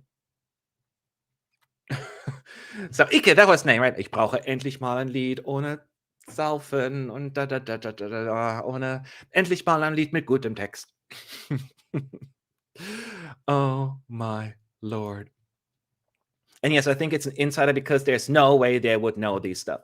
Yeah, it must be an insider. And if that is true and they leak everything, then there will be some investigation going on inside the EBU. But they are always very hush-hush, which is always ironic for a company that is all about transparency and journalism. They don't tell us much. Good evening, Matt. How are you? A little late, Roy. I'd be free next week to join stream next week. XOXO. You're funny. I don't know what time the stream will be next week, so we'll talk. We will talk. Do you like the Lithuanian song Jemmy Sandwich? This is a really good question. So Lithuania has chosen Monica last week, right? Stay. And I remember watching both semifinals, and I was like, there's nothing really in there that really tickles my fancy. And then I was like, okay, Monica won again. Okay, well, let me listen to that song again. I'm like, what did I miss? I think, was she like later on in the running in her semi or something like that? Let me double check. Which semi was she in, Monica? No, she was right smack in the middle in the semi. I don't remember her song from the semis. It totally went past me. And then I listened to it and I'm like, oh my God, this is good. How did I miss that one? So that was definitely the biggest surprise to me, that I listened to them first time and it maybe I left the room or something, but I totally didn't notice it. But no, I really, really, really like it. And I know it is not for a lot of people, but I enjoy it. I do like when this is what I love, because those singers, they were live, and it's so much rich, the sound. So I'm hoping that Monica brings them along for Liverpool. Having live vocals just enriches the sound. I almost always like it better when you have backup vocalists. We all know how I feel about the current trend at Eurovision. Do you think the charisma of a singer alone can bring votes to a country, even when the song is just fine, lacks something, but it's well executed live? I think so. Staging matters. We never can scientifically prove, but you can look at statistics and you can look at anecdotally. You can make a case even for Australia 2019. Even she always was a great singer, Kate. A lot of people did not like the song, and then she comes up with this craziest staging ever and does quite well. And there are other examples where just the staging can make a big difference. Who was talking to Portugal in 2021? Love is on my sign, right? And then boom, 13th or 14th place? Moldova 2018, the telenovela. No one was talking about the song. All of a sudden, it's like, what? So yes, it absolutely matters. And I love those shocking, surprising moments. And I'm hoping for some of that as well. Do you think tickets will be released late February? They only have 2 days left. I don't think it'll be late February, even though that was initially announced, because unless they're going to give us really just a 24-hour notice. They usually give you at least 2 or 3 days to prepare. But this is the BBC. The BBC is doing things very differently than any other country has done before. Lots of stuff may be good. Other stuff I'm not as thrilled with. But, that's every year. Thoughts about France and Australia and their chances this year. So, somebody asked it earlier, so thank you for bringing that up again. So, I did reaction videos for both, and I like them both.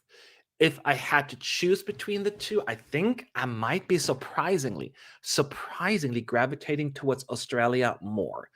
Australia's genre just more up my alley. I still struggle with the lyrics and understand that some people said, well, talk to them, then they give you more meaning behind the lyrics. I understand that. But initially, that's not what people like. They're not going to get that kind of info. But I do like the sound. I wish they would have even were leaning more into the rock and metal sound in parts of the song. It would be even better, but it's a really good song. France is a solid effort too, man. I think it is so French, and it's reminds me a little bit of the old chanson, like Patricia Cass, almost, just more like year 23. The only hang up I have with it almost feels overproduced, that to a point where I'm just like, where I need it's not quite as effective, but it's still a really good song. I'm still sad. I don't know, it's the kind of song that they should have quit the national final over. It feels as they're thinking this is the winning song, and I could see this one going really high in the jury. I'm not sure the televoters will immediately go for it as much. This will come down to the staging as well, the performance and the feel. So we got to look out for that.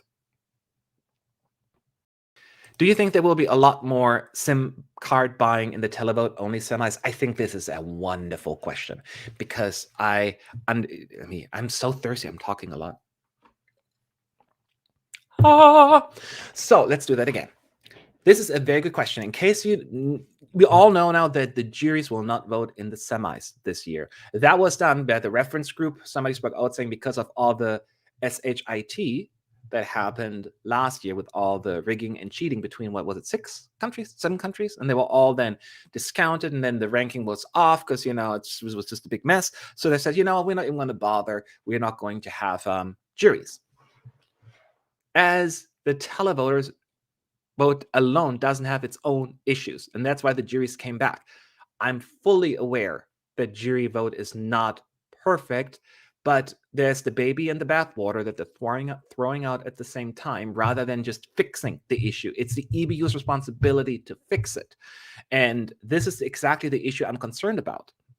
We've had that issue. Certain countries bought SIM cards to increase their numbers in certain countries. And you can bet your bottom dollar, and it already happened, that this is going to happen even more. So yes, I think the EBU is potentially in for a surprise, but the difference is it's also more difficult to prove, right? So, and people will not talk about it as much. So it's not becoming too as big of a deal, right? It's going to be more hush hush. We're like, but it is going to be an issue, and it hasn't happened yet. And maybe they do something about it. But if it's an issue, it's up to us to speak up, because otherwise it's not going to become to the forefront. And I would be more than happy to be that person.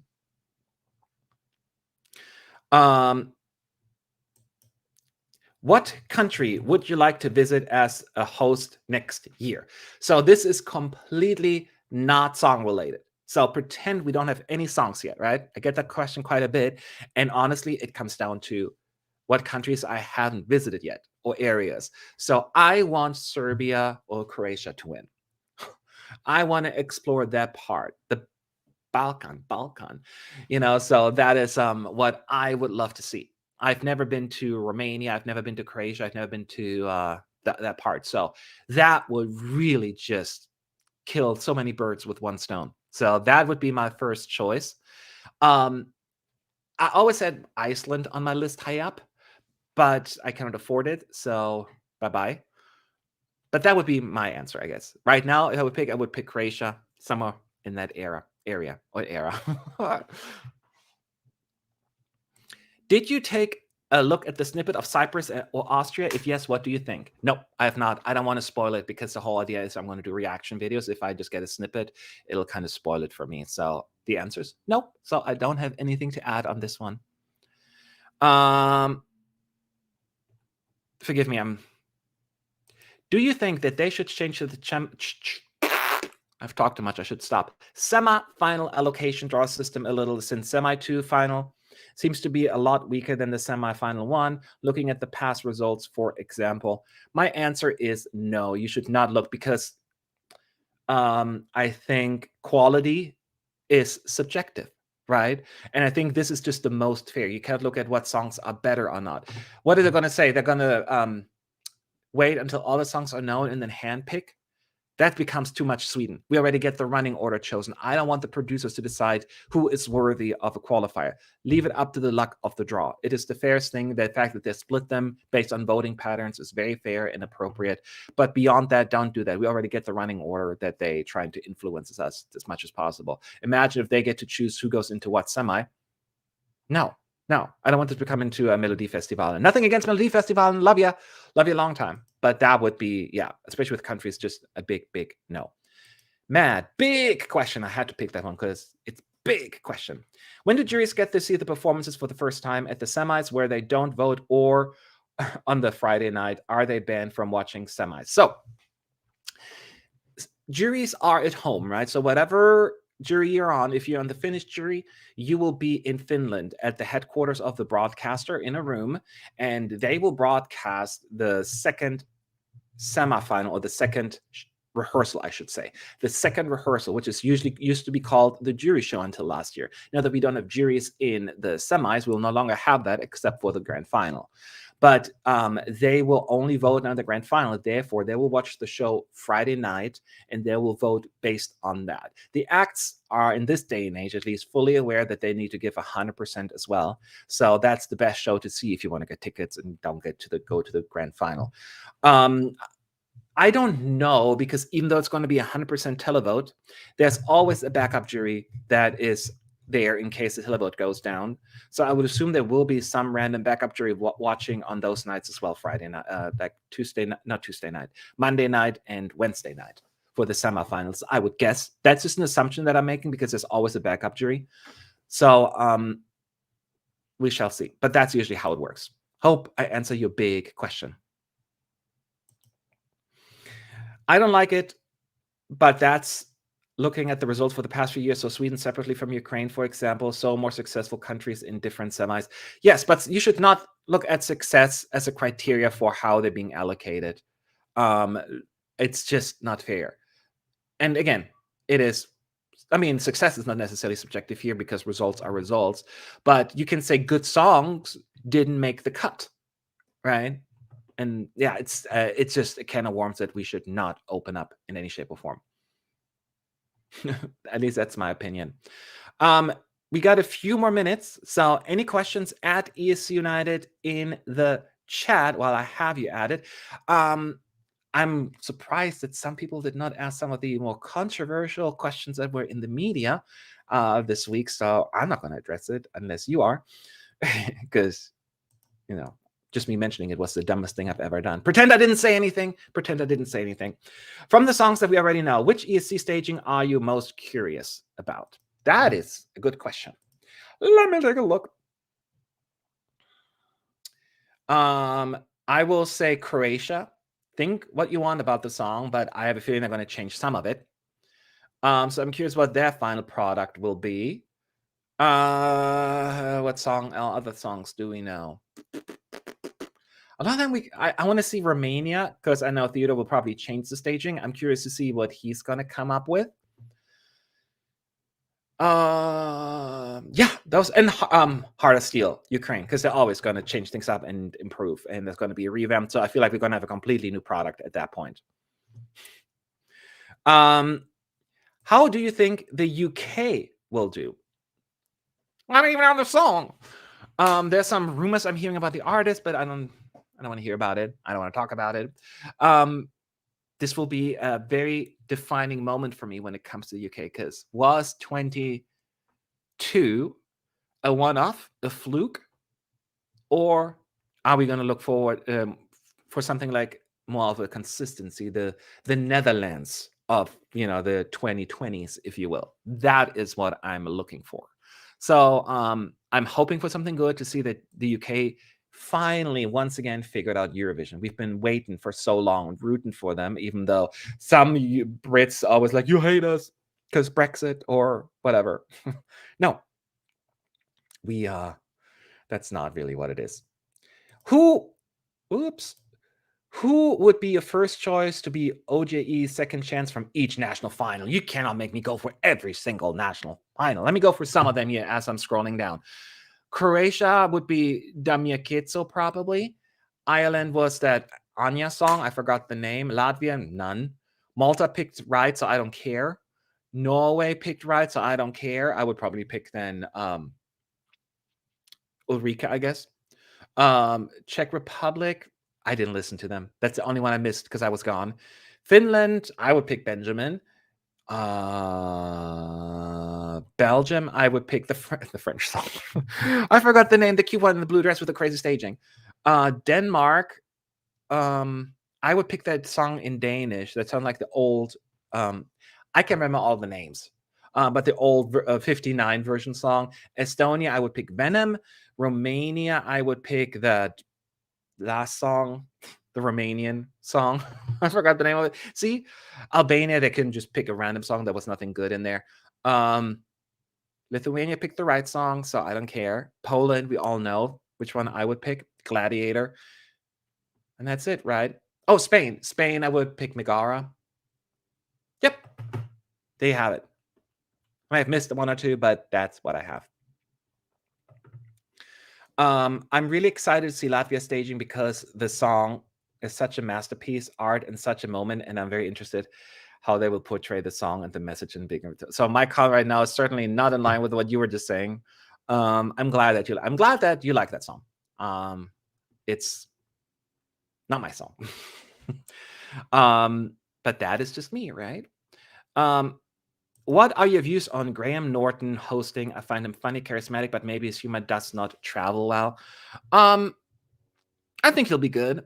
I'm hoping he is gonna dial it back a little. And by say dial back, because he had these tendencies to become a little more too dry and too sarcastic in his comments when he was, commenting at Eurovision. But that's more for the British audience. So I'm thinking he's going to reel that in a little. So I think, but on paper, when he gives just, like his normal standard sense of humor, I think it could work well. And I think it'll work fine. It worked with Petra Mede. If anything, he would be more down that route, I think, a little bit. And it works. It works well.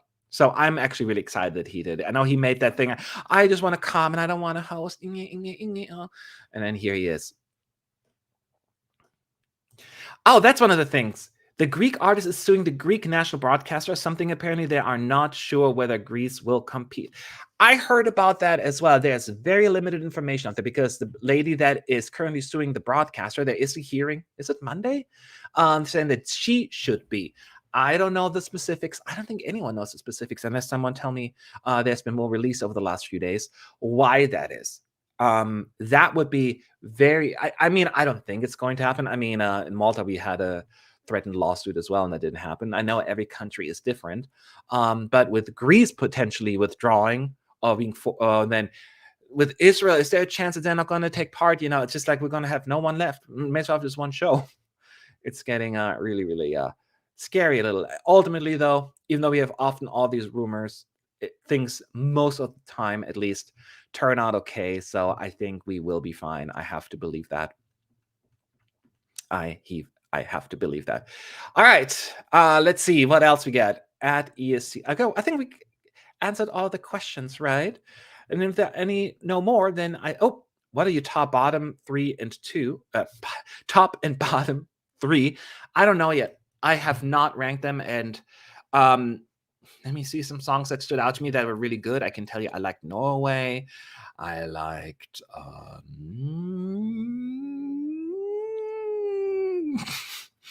I liked Lithuania. I like Slovenia. I like Spain. I like Italy if they choose that song. I'm sure I'm missing some. Malta, I like Malta. So yeah, I haven't really ranked them yet. Oh, Roy. Most likely shock non-qualifier as of speaking. Mine would be Czechia.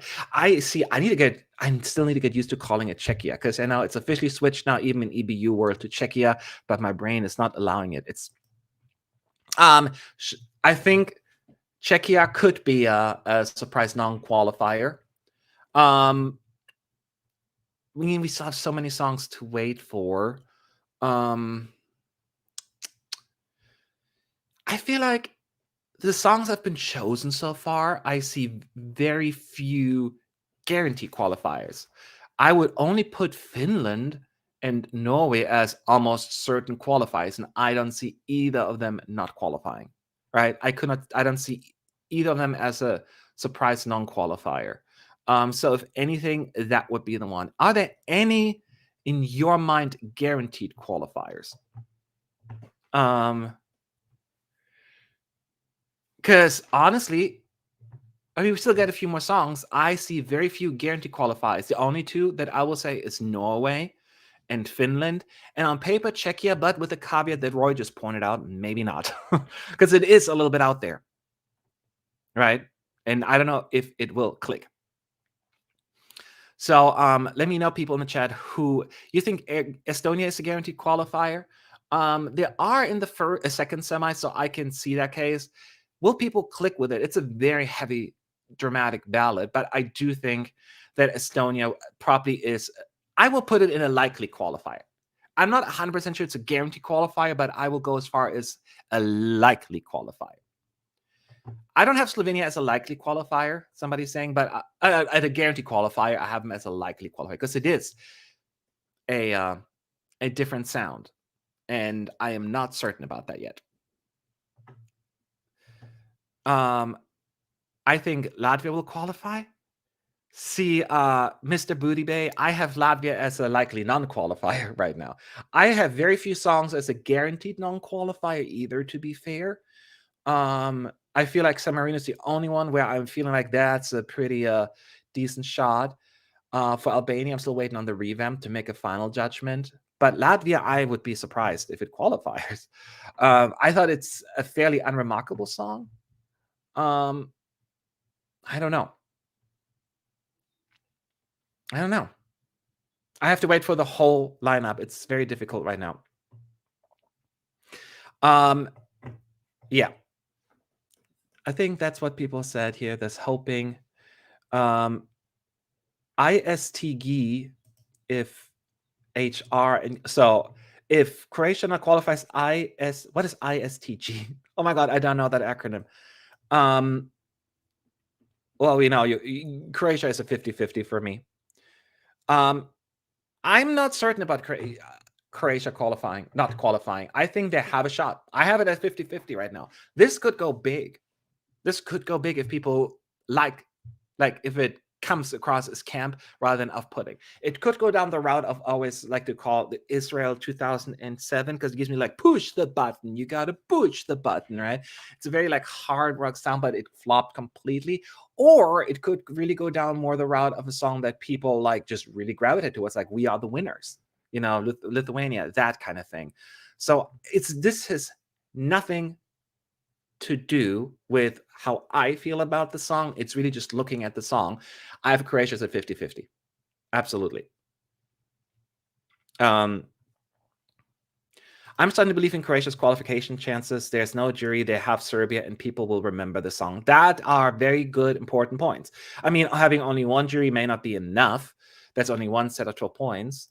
And yeah, I don't know how many other reliable votes they have.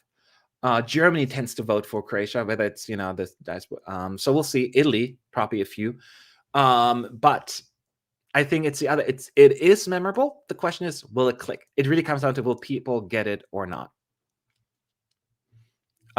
So I'm still 50-50 on that one. So people saying it has no shot or is 100% qualifying. I disagree with you both.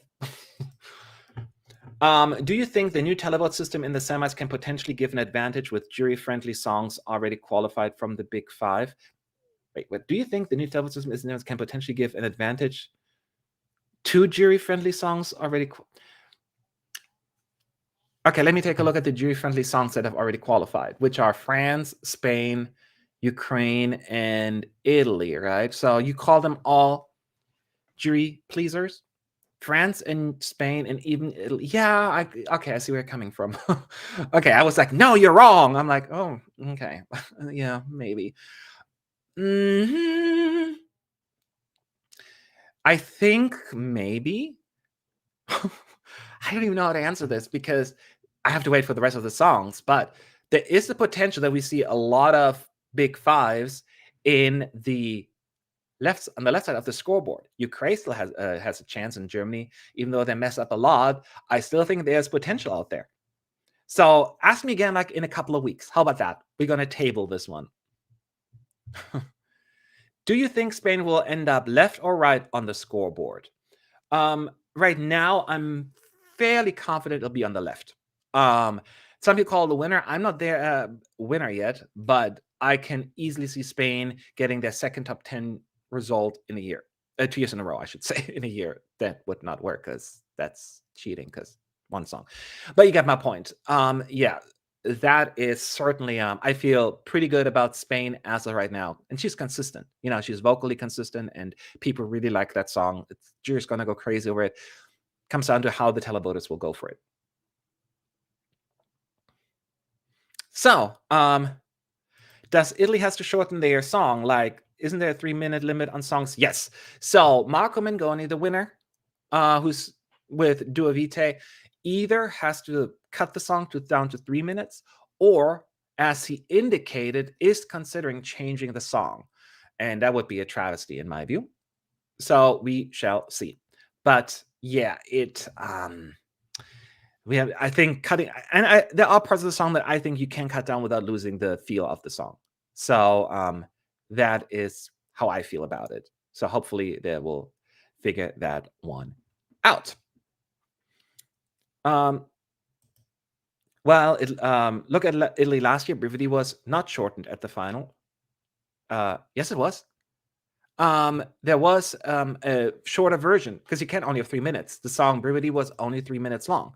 They cut some parts. And I even remember Mahmoud talking about, like, we just need to figure out where and how and why. I mean, not why, but the rest. So that is certainly what happened. So I think, yes, I said they cut the intro. I think that's what it was. Yeah, I'm trying to remember. So people can cut stuff. And I think Dua Vitae, not saying it's too long, but I can see certain parts of it could be cut as well. I'm sure Marco, as an artist, is like, I'm not going to get rid of anything. That's my song. It's the whole piece. And some of the words, the lyrics mean so much to me. But most people don't speak Italian, that stuff. So I think from a competitive international competition perspective, I think he's good to go. Opinions on Lithuania this year. I mentioned that earlier. I really like the song. I overlooked it or I didn't notice it. And then I listened to it. I'm like, I enjoy it. I think Lithuania to me is a likely qualifier as of right now. So I am certainly, that's how I feel. It was noticeable at the end of the song that they cut out the part of the final chorus. Yeah, I mean, it's only noticeable to us, of course, right? Those who have listened to the whole thing. 99.98% of the people have never heard that song before. And so it didn't really impact them. And that is certainly something to always to consider. So that is all we have for today. I will probably have to have next show again on a Sunday because Portugal, thanks a lot. And I think probably some other shows run late. What do we have next week, actually? What do we have next week? On Friday is Germany. Actually, I'll take that back. On the 1st, we got to think about all of that already. On the 1st, we have Serbia semi 1. The first on Wednesday. And the Netherlands will release their song. That's exciting. Then on Thursday, the 2nd, we'll get the semifinal tune Serbia, and Cyprus will release their song. On Friday, we get something every day. On the 3rd, we're going to have the German national final. And then Saturday, we're going to have another Super Saturday. The countries that will pick their song are Iceland, Serbia, and Moldova. Sweden's going to have the semifinal, aka second chance. Portugal will have the second semifinal. And that's what we have for that week. And I am sure that you're going to ask me which one I'm excited about the most. Of course, for personal reasons, I'm curious what Germany is going to do. So I'll pick that one. That is the one I'm really looking forward to. So yeah, that is how I feel.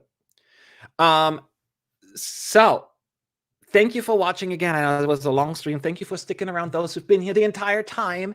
And make sure to set your calendars again. I'll be back next Sunday, but plenty of videos that will pop up here as well. So stay tuned, all right? Until next time, good night.